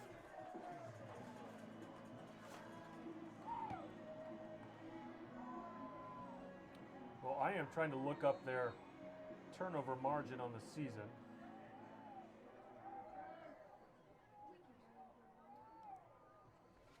Now, give me a minute. I think they were coming into this game -1, the Saints, and are +2 so far on the day. So 1st and 10 on their own 43, on Northern's 43. Gustafson's got tons of room to run and slides down, should have enough for a first down. A nice little block there by Arnson towards the end of the play. You know, don't really expect it with someone his size, but you know he's got heart and he just dropped a guy. It's a nice effort down the field trying to make lanes for their quarterback. They're not going to give him the first down. It's going to be 2nd and 1 at about the 34-yard line. It's like Walsh in the backfield.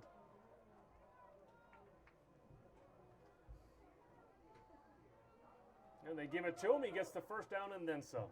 It's a nice hole there created by the Carroll College offensive line. Coach Hogan's got to be pretty happy about that one.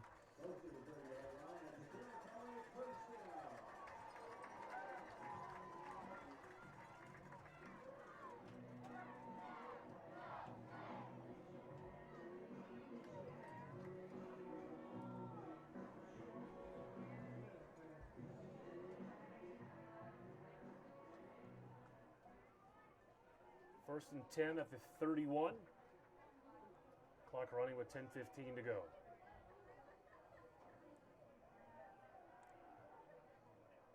All day to throw. Still nobody open, and great close by the defensive back. That's going to be a loss of about 5. Yeah, try to work the scramble drill there and roll out and see if some guys can create some space, but good coverage there by the Northern defense. Nothing Gustafson could do, and ended up taking a hit. And looks like we got a couple guys coming in off the sideline. Paul Hart and Major Ali. And Paul Hart, local guy from Helena, hasn't gotten too much time this year, but he had a phenomenal catch in that game at Tech. I don't know if you remember, late in the game down the sideline, laid out and dove and snatched it.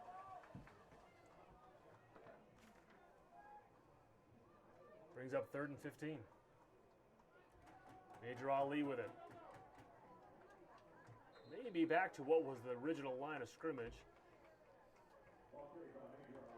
It's a nice run. Now it should be 3rd down. They had the sticks and the scoreboard were off, so now you're looking at 3rd and 11.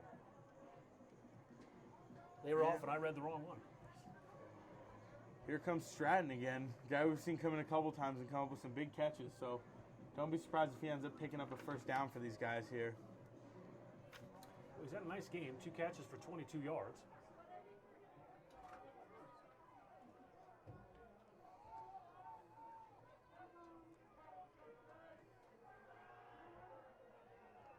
Gustafson flushed out and throws across his body. He's looking for foam there. And nice defense by the Lights. It's Corey Lee, the defensive back from Moore Park, California. It's like a little too close for a punt, a little too far for a field goal maybe, because it looks like the offense is out on the field for the Saints. Yeah, not so much of a quote-unquote 4-down territory, just simply what do you do, right? Yeah, I mean, how much can they really gain from a punt? You know, their defense is playing great. Might as well see if they can get some more points up. Yeah, it'd be almost a 50-yarder at this distance. Exactly. So they're going to go for it, 4th and 11.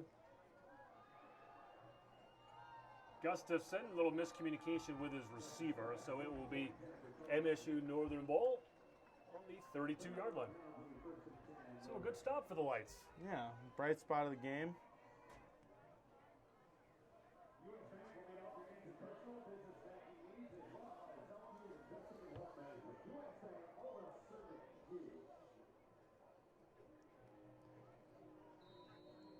Let's see if these guys can make some more plays on D.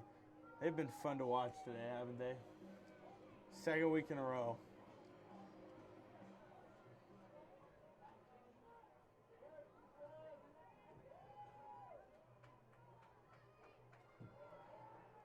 Well, that's And a reverse.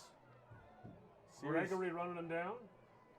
And a nice play, a little creative offense for the Lights, trying to just pick up something, anything positive. Not much outside contain there from the Saints, but you know they're all thinking the ball's going to the back off the tackle on the right side, and he takes it the complete opposite way on the reverse. It's going to happen. Pickup of about 8, so it's a long 2nd down and 2. Put the ball at the 40-yard line.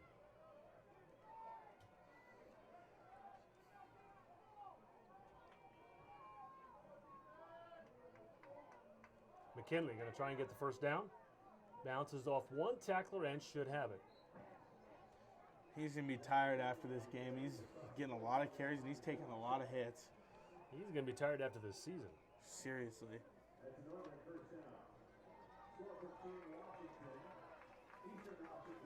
Well, Jet Robertson is the only other running back that has any kind of carries of note for Northern, coming into today with 34. McKinley came into today's game with over 160 rushing attempts. Over 700 yards on the year, too, coming into here. He's going to clearly have over 200 carries on the season. Yeah. 1st down and 10. McLaren to throw and a nice delivery.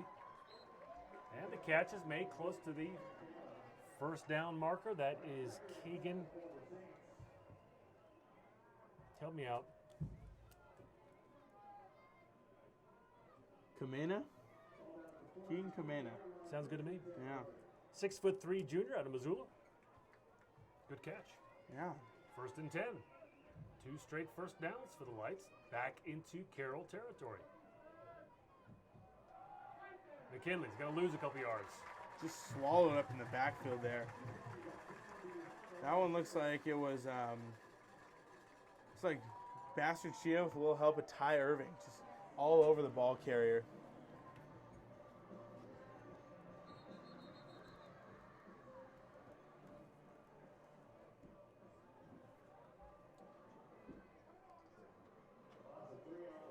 See, last time they got into this territory, we had Conan break through the line and knock the ball loose on a sack. Let's see what they're going to do this time. Let's see what they got up their sleeve.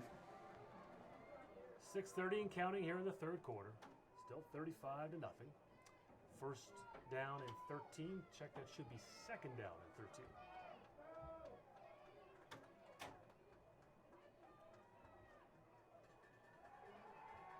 McLaren has a man wide open. Nobody in the flat there. And another 1st down. The catch is made by Wyatt McKinley, the fullback out of Geraldine, Montana.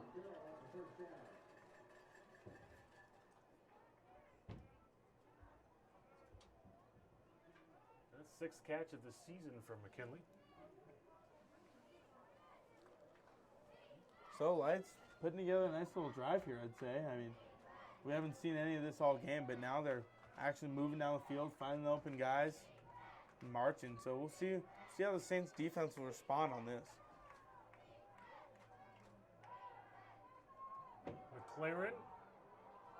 Catch is made out of bounds, but all kinds of flags come in, and they may have Gregory again. That's actually DiGianardo over there. It's hard. Both single-digit numbers. Both wearing black sleeves. Not easy to tell them apart. Well, the officials did not hesitate on that one. I'm honestly amazed he still came down with that out of bounds.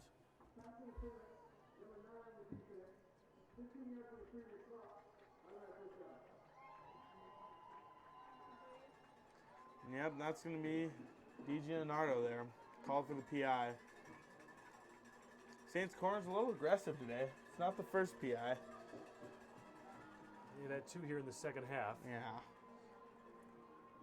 So, 1st and 10, put the ball at the 16-yard line. Let's see if the Lights can finally get some points on the board.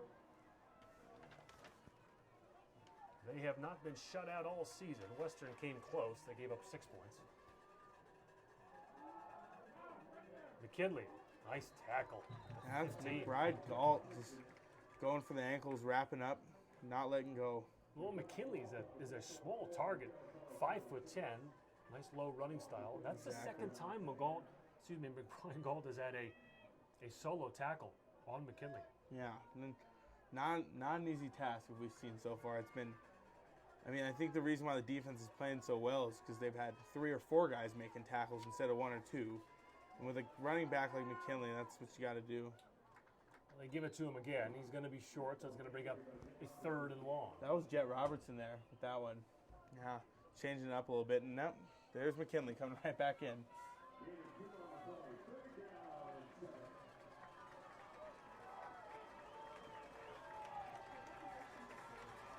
Third and 7. I think it's safe to say that this is still 4-down territory for the Lights. I don't imagine them punting or kicking any field goals anytime the rest of this ball game. I'm sure Van Diest would love it, though, if his defense would come up here, keep the shutout, because it's not easy to do. Oh, and it's intercepted. DiGianardo there, making up for that. PI, that's a heck of a play, man. Receiver went down, he leaped right over him, got the ball. That's his 3rd interception of the season, high for the team. He and McBride Galt coming into this one at 2 apiece. That was a beautiful play on the ball. That's what Vince has been good for all year, really. He sits back there. He's a phenomenal athlete. He's a speed demon. He's got great hands, and he's actually a transfer from MSU. So he's Division I athleticism back there, and eye for the ball, really. Just nose to the ball, picked it off. So the shutout survives. 4:19 to go in the 3rd. This one brought to you by the Saints Athletic Association. We'll step aside for just a minute.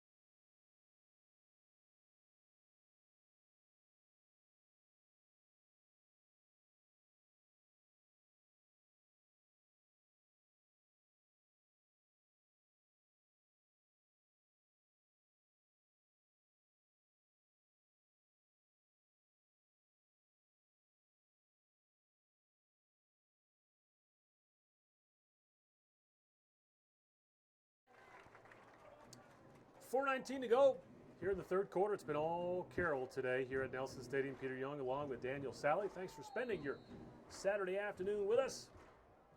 Sunny skies, low wind, high-powered offense, and an aggressive defense. It's been a wonderful afternoon for Saints fans.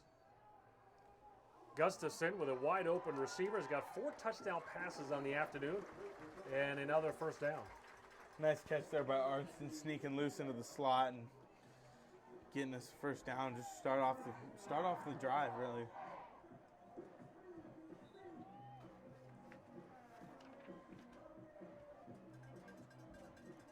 Arnston with 2 touchdown catches on the day.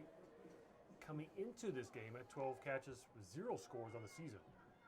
So his numbers are getting a huge boost here in this, well, the first half. And we still got plenty of time left in the third. He was close to bouncing that one outside.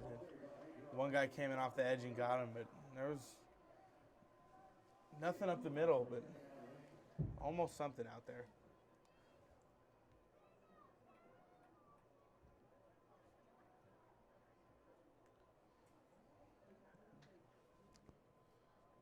Second down, clock still running for these guys. Get your 50-50 tickets ready for $681.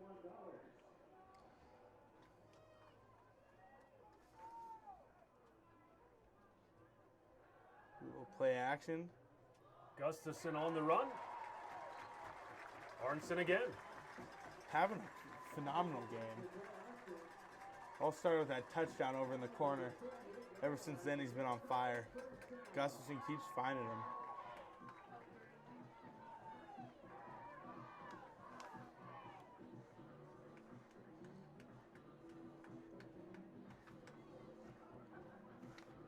Well, Gustafson's completion percentage this afternoon is off the charts. Coming into today, I think it was about 55% of the season. But I think everybody's offensive stats are going to look a lot better after today's game. Yeah, this is a booster for sure. Walsh with the carry.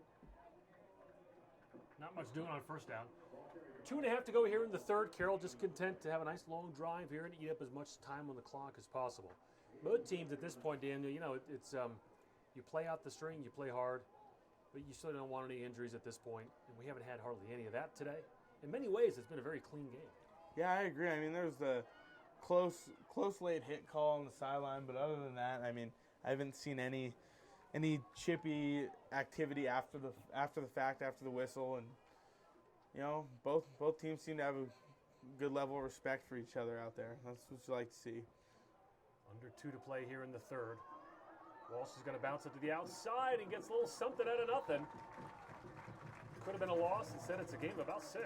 It's a good run by Walsh. He's running hard, looking for that hole. For our game, it will be 3rd down 5.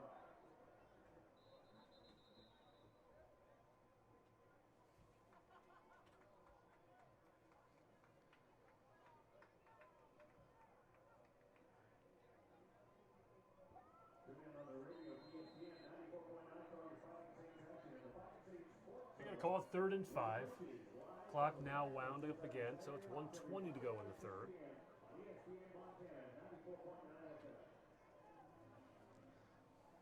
See, looks like Walsh in the backfield. Phoning Arnson down low, and up top is Cameron Nelson. Well, Gustafson has had a lot of time to throw today. Now he's going to run again. Cuts it to the outside and runs to the sticks and should have. Well, he may be a bit short. They spotted him about a couple yards short. I thought he had it almost, but like I mean, I don't have strongest view of the sideline up here, but looks like they're going to bring out Torgerson. Well, Torgerson's had a nice day. First half he punted twice, averaged 48.5 yards per punt. Usually when we're closer to midfield is when he can pop one right down inside the 15, 10-yard line. So exciting to see what he's going to do with this one.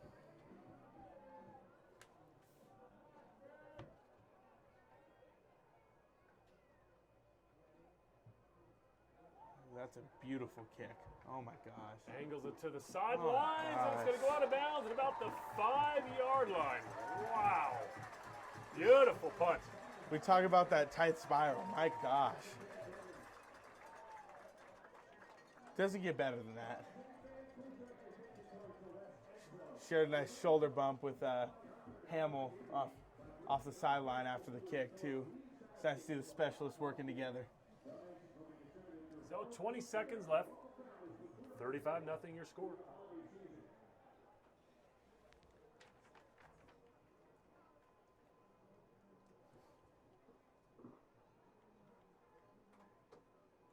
You got an update for us on the Montana Eastern Washington? Last I saw it was 14-7. Eastern was up. That's supposed to be a big game today in the Big Sky too. Eastern's, I believe, ranked number 3 in the FCS rankings. And the Grizz have one of the best teams they've had in years, so that's supposed to be a good one. We'll see how that one ends up panning out.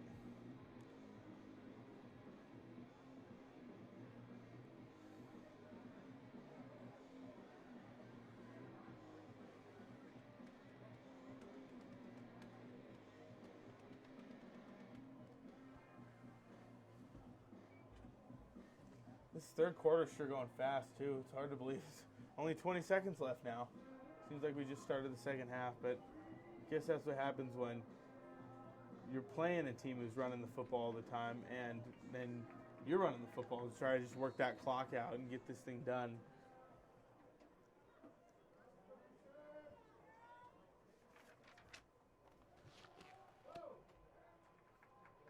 That should be about it for the third quarter. There's about 14 seconds to go. It's a nice tackle there by Bohmeyer, too.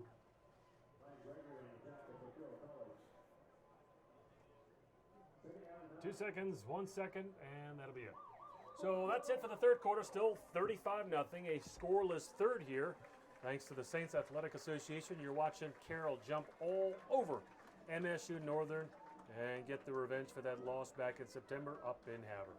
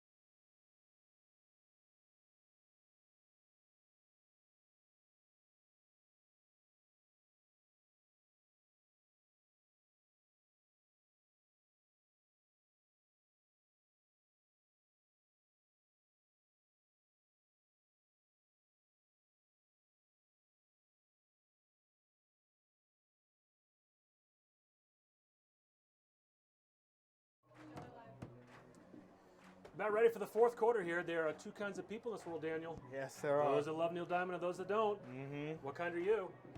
I love him. I love the guy. You're a Bob Wiley? Yeah, especially Love Neil Diamond? Especially when we're winning 35-0 going into the fourth, and I get to hear his voice and see a happy crowd of Saints fans here on a beautiful Saturday at Nelson. It's a good day. It's a good day. All right, second down and 9 as we start the fourth quarter here. Lights still with the ball, still looking to get some points on the board. Play action from McLaren, who throws from the end zone, and this is almost a safety. It really depends on where they spot it. Yeah, there's Reese Quady dropping him into the back of the end zone, but let the ball loose. Irving makes the tackle right near the goal line. And, of course, we talked about a lot of mutual respect in this game. Quady goes over, helps the quarterback up. Guess that's just the kind of guy he is. Well, that had safety written all over it. McLaren barely got rid of the ball, and then the receiver did everything he could to get to the 1 yard line. So Yeah. now we're looking at 3rd and 13, and they're still on the 1. He's lucky they have forward progress. Play action. McLaren just getting rid of the ball as soon as he could. Hardly even looked at his receiver, just got rid of it. So now, I can't imagine they're going to go for it. They're going to have to punt. But even with this situation, that punter is not going to have a whole lot of time. Dylan Barnes also had a fantastic first half. 5 punts, averaged almost 48 yards. Let's see what Gregory can do with this one, too. If he even gets it. Yeah, if he even gets it. I mean, they don't have a lot of room to work with back there. This could very well be a block punt. We've been close about 4 different times. But last year against Northern, Gregory had an excellent punt return back to the house. So we'll see if he can get another one here. They almost get it. They might have gotten a tipped hand it. on it. Yeah, They got they tipped, tipped it. and it falls to about the 20-yard line. Well, Dylan Barnes had about half a step to get that off. Oh yeah, I mean, when you're back in your own end zone like that, and you don't have a lot of room to work, especially with a team who's been rushing you all day. And it looks like Barnett is coming off the field, signaling that maybe he was the one who tipped the ball, and also Jake Conan. So that's good pressure there on that punt. Well, that's not going to show up as a turnover in the scorebook, but it almost has the same effect. So it's Carroll ball at the 20. 14:03 to go here in the ball game. It's Walsh in the backfield there. We're going to motion McGree. Play action. Gustafson going for Moore, has his receiver.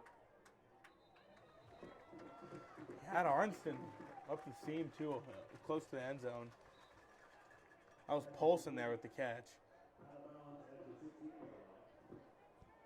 Gain of about 4. You have to wonder at what point will Van Diest call off the dogs and get some substitutions in there and get some other guys some playing time. Yeah, Van Diest got control over the defense. I'm sure we're going to see a lot of second, third string D linemen, linebackers coming in.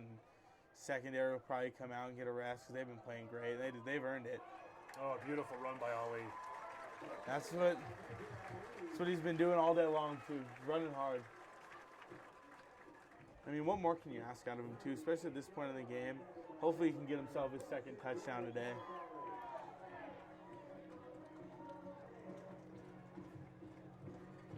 Enough for a first down, so the ball is at the 8-yard line. First and goal from the 8, 13 minutes to go. This clock just keeps on running. See, Ali's in the backfield. Wouldn't be surprised if they go right back to him right here. And they do. Off right tackle. He's inside the 5, about a yard or two short of the goal line. Right down to the goal line. He's gonna want to get in bad. He's hungry for that end zone right now. He's running hard. As you mentioned, little substitutions. Ferris is in now at wide receiver, as well as Paul Hart. Now they're going to go back to J.D. Lyle coming in, blocking tight end. So we'll probably see a goal line power package here.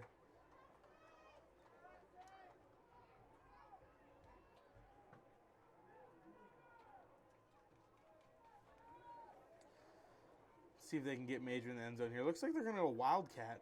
It's Polson in the backfield. Gustafson lined up out wide on the left. Did he get in? He did. Touchdown. Connor Polson coming out of the backfield, going right for it. That's the first touchdown of the season for Polson. He has a couple catches, a couple runs, but first time into the end zone. Polson's a guy where recruited out of Boise as a quarterback, came in last year, got some reps at running back, and then over the offseason beefed up a little more. They converted him to a tight end, and now still using him in that Wildcat package. He can really take off still. He moves well for how big he is. The extra point is good. 42-0. We still got 12 minutes to go. When we come back, it'll be Lights ball.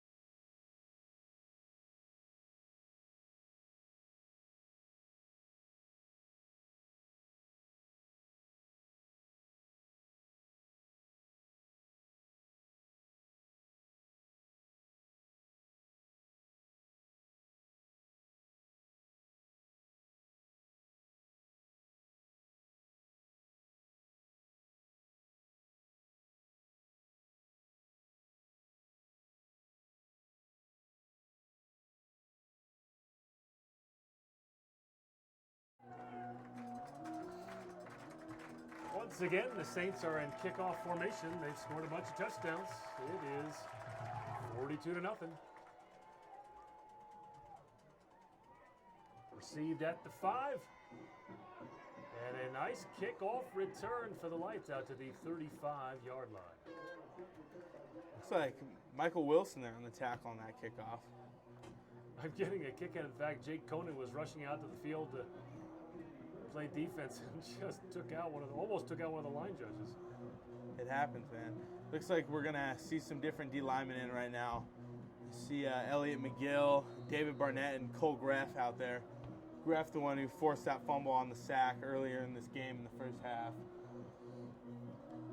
And for those wondering, right now, with 3 minutes left in the second quarter, the Eastern Eagles lead the Montana Grizzlies 21-7. And that's not a good thought for the Grizzlies because Eastern's had a phenomenal second half offense this whole season, going to a guy like Cooper Kupp. But as many people say, it's the best Grizz team in years, so should be a good finish.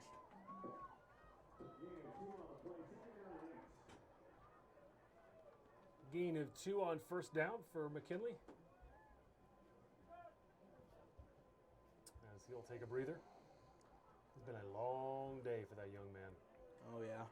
Broke out for one nice run over 40 yards late in the second quarter, but other than that one run, Daniel, he has had to work hard for every run, and McLaren's going to keep this one. Yeah, it looks like an option there. Yeah, and looks like we got some more backup guys coming in. Austin Moore's in at linebacker, and I believe I see also a linebacker, Craig Kine, and in the secondary, Tony Madsen and Parker Bernhardt, backup safeties.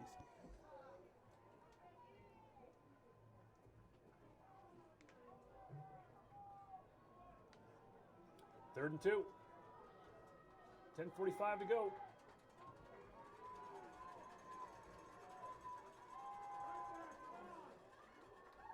They get it. It's Isaiah King there on the tackle.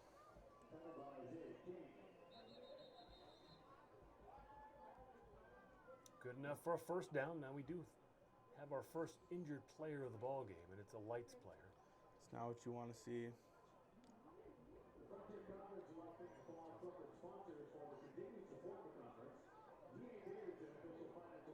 You look down this roster for MSU Northern, and you look at Carroll's, and Carroll just dominated by guys out here in Montana, mostly Montana, then in Idaho. Now, there are a lot of guys on the Northern team from Arizona, California, Washington. You got guys from Alaska, Florida, Texas. Not too often you hear guys from Alaska coming to play out in Montana.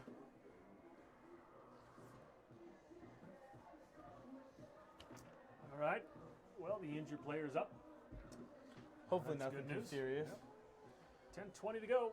First and 10 for the Lights. McKinley again.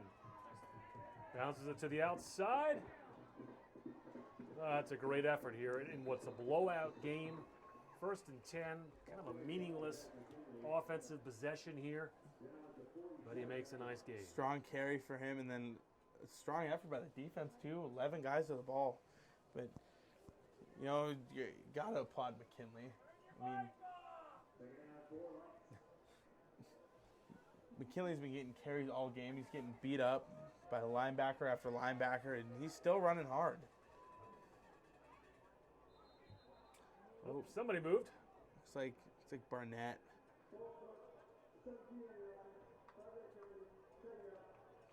Oh, no, that's on the offense. I thought that was us jumping, but I guess not.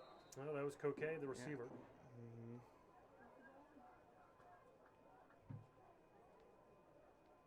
All right, I asked my kids this earlier. I can get away with this. I can get away with presidential trivia at a 42-0 ball game.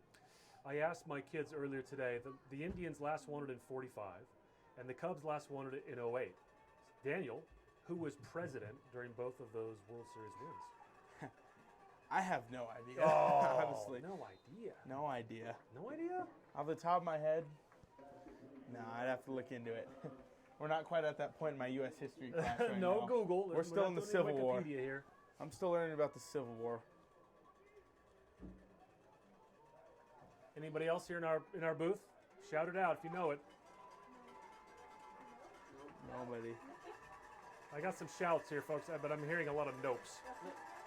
Go ahead and reply on the online. Tell me what you think. 1945 and 1908. Good coverage downfield there by King.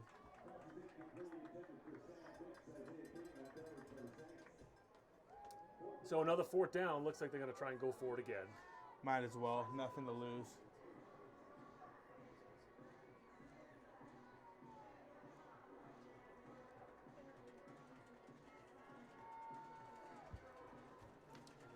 Well, again, you look ahead at the schedule for the Saints, and they're at Montana Western in a night game. This is their first night game of the season. Yeah, that's sweet. They don't get too many of those, and that's an opportunity you got to take advantage of. It's going to be a great experience for them playing out there in Dillon, playing on the lights, kind of reliving the high school days, I guess. Catch is made. Now this really just depends on where they spot it, and I think they're going to give it to them. On 4th and 4, they're going to go ahead and move the chains.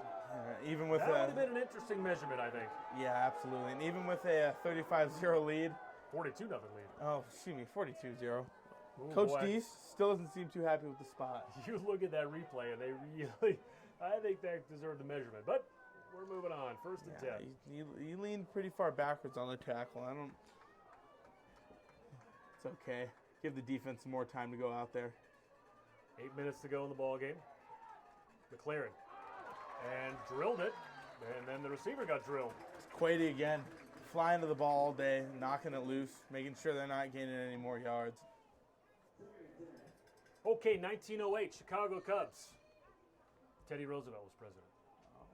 Big fan of Teddy Roosevelt. Didn't know that was when he was president, though. That's all right. It's good to be a fan of his. That's fine. That's fine. I mean, anyone who can take a bullet during a speech and keep talking. That's very good. That's right. They earn my respect. It was actually before his speech in Milwaukee, but it's good. McLaren's going to go for it all here and has a receiver at the 5-yard line, and they finally get into the end zone.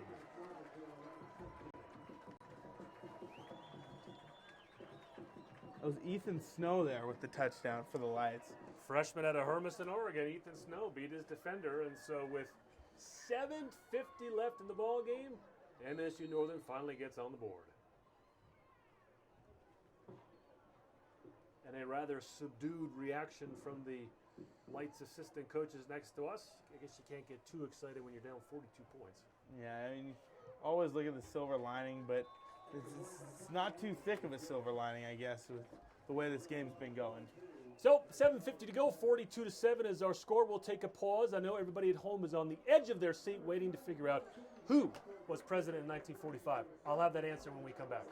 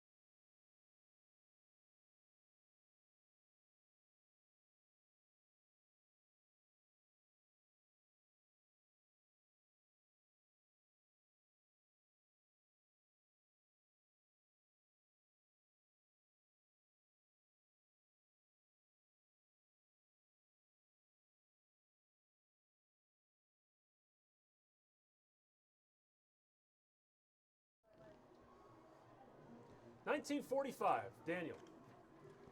World War II just ended. And FDR had just passed away, so his vice president from the Show Me State took over. The buck stops here. President Truman. Very good, Harry S. Truman. So, one of these two teams is going to win during the Barack Obama presidency. Absolutely, and we'll see what comes next.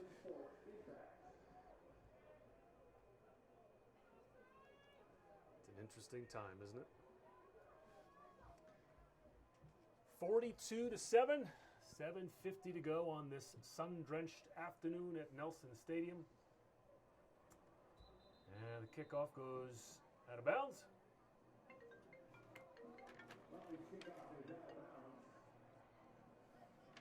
It's going to put the Saints in some pretty good field position here. Let's see who we got coming out. Looks like the whole starting line's still in, as well as receivers. Major Ali's coming out. And still Gustafson. So I've got the backup as Matt McHugh out of Missoula. Correct. Has he? I don't think he's even taken a snap all year. No, He's he not throwing a hasn't. pass. But there's also a possibility, if anything were to happen, that they would bring in Troy Arnston as a quarterback too. Ahead of Polson? Maybe even Polson too. I mean, Polson's kind of been their wildcat guy. They did bring in Arnston in the Southern Oregon game when Linder was out with when his knee was tweaked up. He ended up being okay from that, but Gustafson was in, his helmet came off, so got to take a play off. They brought in Arnston and called a QB draw, and he took it about 20 yards. Nice run by Ali. Arnston also played a little quarterback at Helena High. Oh, we talked about Arnson being only 5'8". Major Ali, 5'7". He runs hard. Low center of gravity. There he is. Oh, nice. Sheds a tackler and gets enough for the first down and leaves forward to midfield. That's a phenomenal cutback, too, by Major.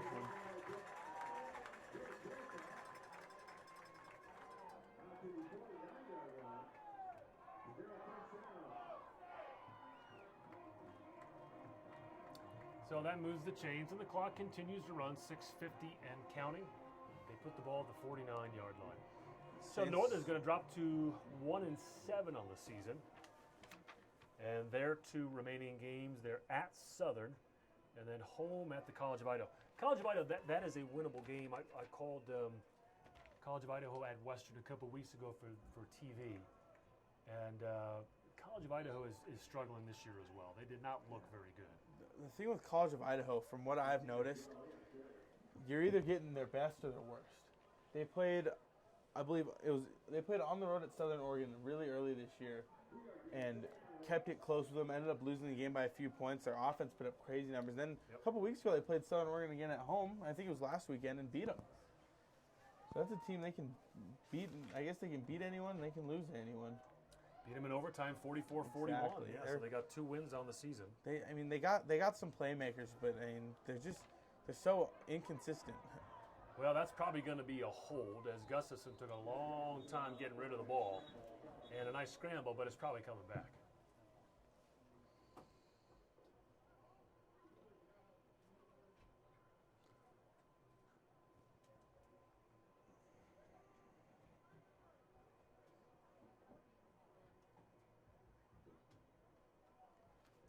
Well, what do you think? If Eastern Oregon loses a couple more ball games, is the Frontier Conference only going to get one team, or you think they're guaranteed to get 2 in the playoffs?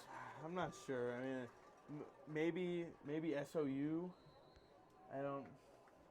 But I think Eastern Oregon's in pretty good shape right now. Rocky's kind of putting together a nice little season. It really hurt him to drop that game to us last week, but I mean, we'll see. I think Tech's going to be for sure in. Well, Eastern's at College of Idaho today, so perhaps College of Idaho could get 2 upsets in a row. Wow. Oh, Look at this run by Major Ali. Breaks a few tackles, makes a spin move, and a very late penalty flag comes in near the Carroll backfield. That's a phenomenal run by Major. Now, that last penalty was against Northern. Yeah, it was a face mask. What are they going to get here? Well, the official's mic has not been working the second half.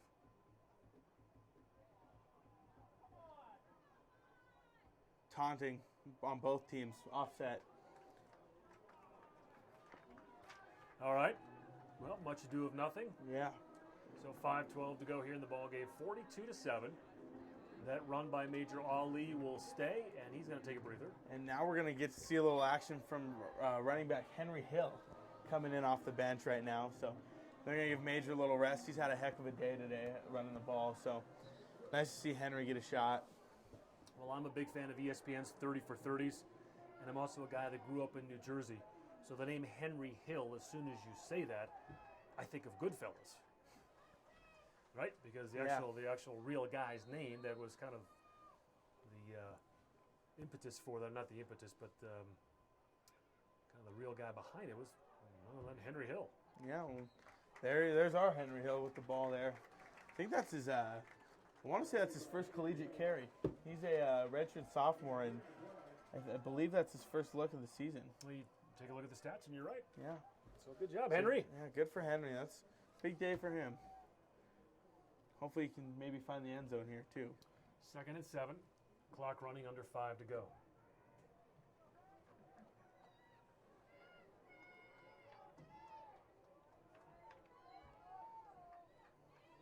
This looks like we got in the game a wide receiver Nelson Ferris and Paul Hart. Give it to Henry again. Nowhere to go.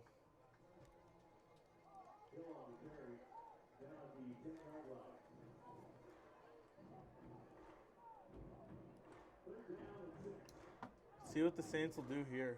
They ought to do a 30 for 30 ESPN on the Carroll football program. I mean, think about it. 6 national championships. They make the cover of Sports Illustrated. Right? I don't see why not. You'd watch it. I'd watch it. I'd definitely watch it.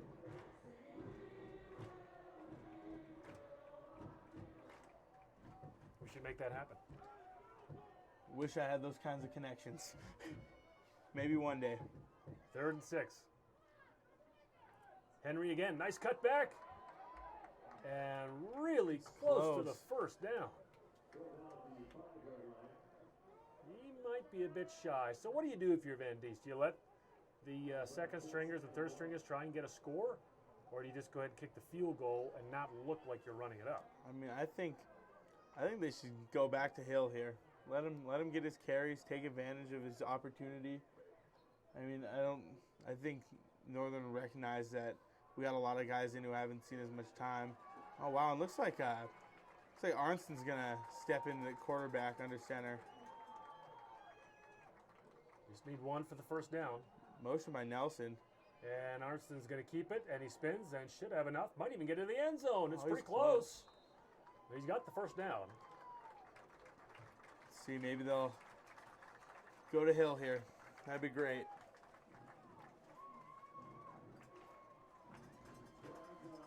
So they bring in the extra tight end. Arnston gets the first down. Ferris and Hart go back in. Here we go. See who's going to get the look here on the goal line. 2.5 minutes left in this one, 42-7. This is just some good duty, some good experience for the second and third stringers, although Gustafson's still in there. See if they go to Hill here. I think the crowd would really like that one. Kind of like last year when Travis Knoll got a couple carries on senior day against Northern and scored. And there it is. There it is. Henry Hill with his first college touchdown. How about that? Congratulations, Henry. Congratulations. It's a big day.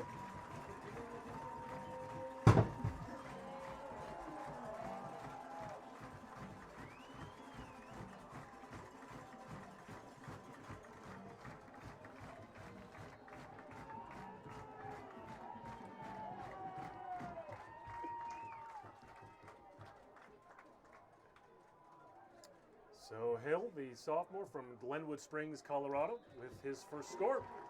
And the extra point, good, 49-7. 7 touchdowns on the day, 2:16 to play.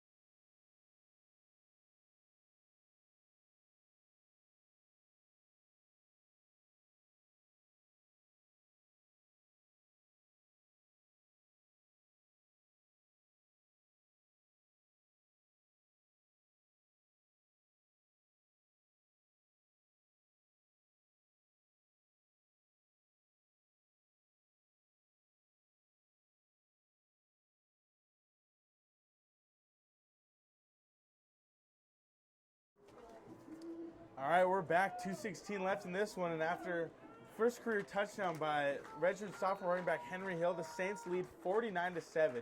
an absolute rout of the Lights of Northern. So it'll kick off here. Looks like Coulter Ham will take it. And it's a pretty deep kick. It's going to be taken out. And that's Walker Ray on the tackle there for the Saints. So the Lights will set up shop on the 25-yard line.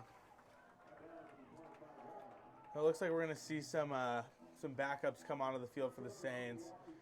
Looks like Darby George and Ryan McCauley on the D-line. Jordan Cole-Graff, who's been in today, had that big strip sack early in the game. Isaiah King still in there at DB, but a linebacker, Craig Kine and Michael Wilson are in there. Looks like Isaiah Lilly out there too, and Austin Moore. And at safety, still Parker Bernhardt, Tony Madsen. So they're going to give it to McKinley again. And there's a big hole for McKinley. Wow. Tackle made by Chandler Arbazani back there around the 50-yard line. 51-yard line looks like. So 2 minutes on the clock. That'll be a first down. And there's a flag on the play. Well, you hope they don't bring that one back. McKinley, I mean, this guy is kind of like the Energizer Bunny. He just never gives up. He keeps going. He's earned it.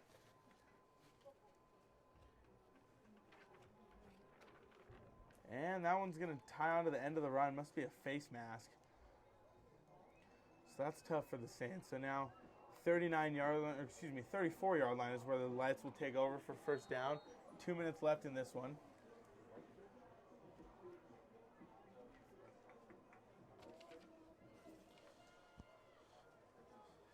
McLaren's in the backfield again. This time it's actually Jet Robertson within the backfield, not McKinley. So give him a little rest after that big carry.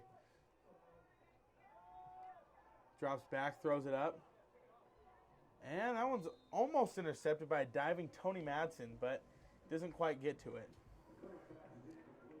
Well, I think Christensen really has an issue at the quarterback spot because McLaren was not good enough to win it in August. He takes over around mid-season. But there have been precious few throws this afternoon that look like a really competent, confident starting quarterback. Exactly, and here we got Carroll on our second string guy because Linder's out, and he's making a ton of great throws.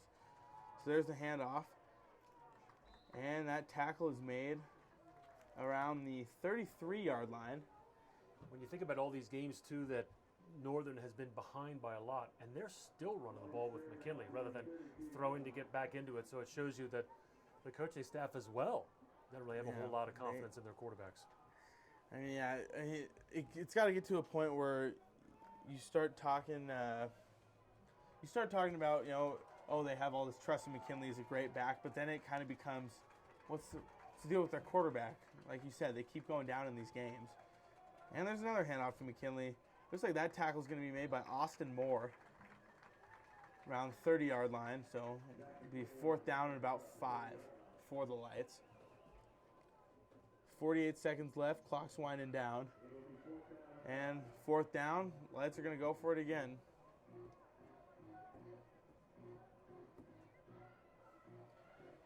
Well, you just got to recruit a new quarterback, right? I guess. You either put the time into the ones you've got or you scour Idaho, Montana, and California where they've been picking up a lot of guys. Look for the hidden gems, really. Yeah. And they're going to have to replace McKinley as well because he's a senior. He's had a great career. That's not something they're looking forward to, I'm sure. This might be the last play of the game. Ball's up. How about this?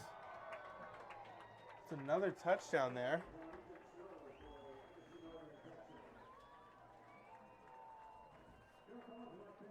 That's Ethan Snow again, second touchdown of the day. And nice ball over the middle by McLaren. So it's good for the Lights to get another late touchdown. And it's too bad the Saints couldn't hold the shutout now giving up 2 late touchdowns in this game. But still got to be happy with the win, 49-14 pending the extra point. That one's up, and it's good. So, yeah, 49-14, Saints lead. And 10 seconds left in this one. So, well, that's the best ball this afternoon for McLaren. Stepped into it, delivered it right on the money. He's had a couple guys open today. That's underthrown it, overthrown it.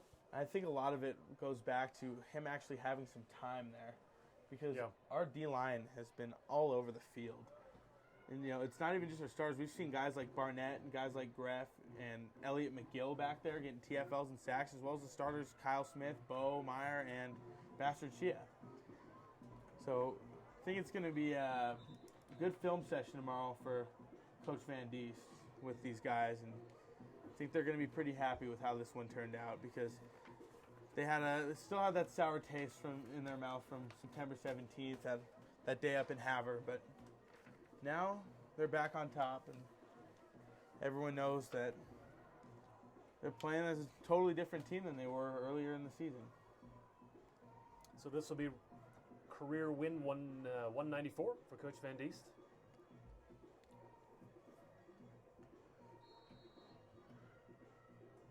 So he's not going to get to 200 this year. He'll get close. Next year should be the year, though.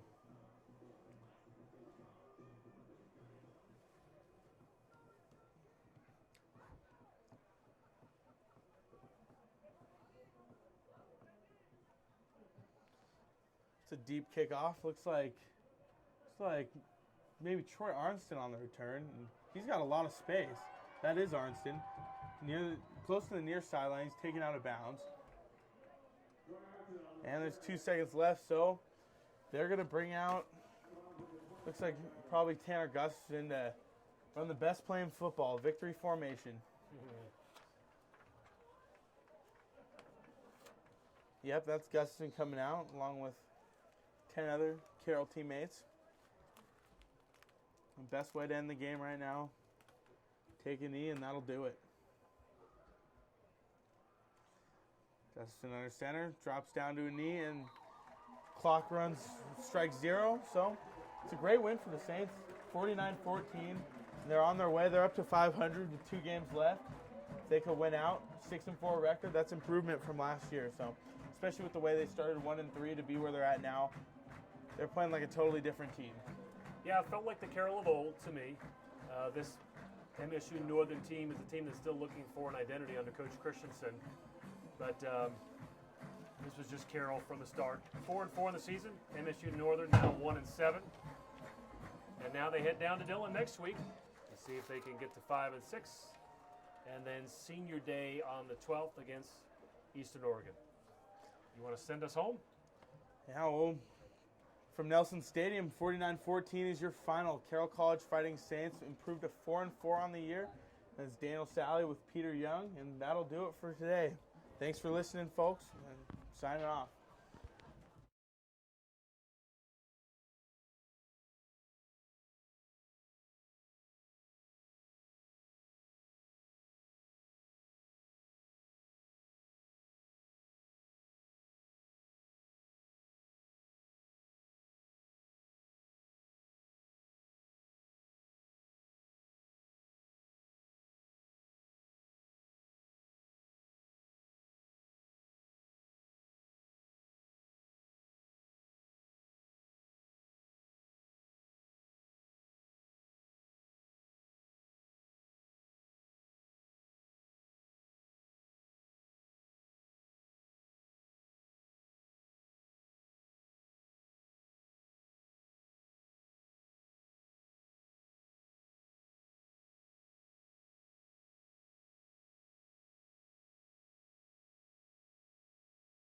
I did. Yeah, it's out there.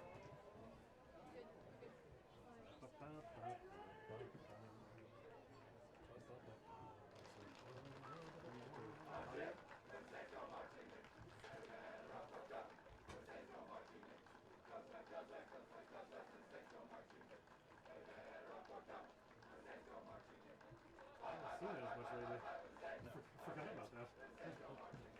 Are you going to be here for the final game? I think so. Well, no, I think we might have a TV game that day. You're doing the tech game? No, I think we got Western and Rocky. Let me look.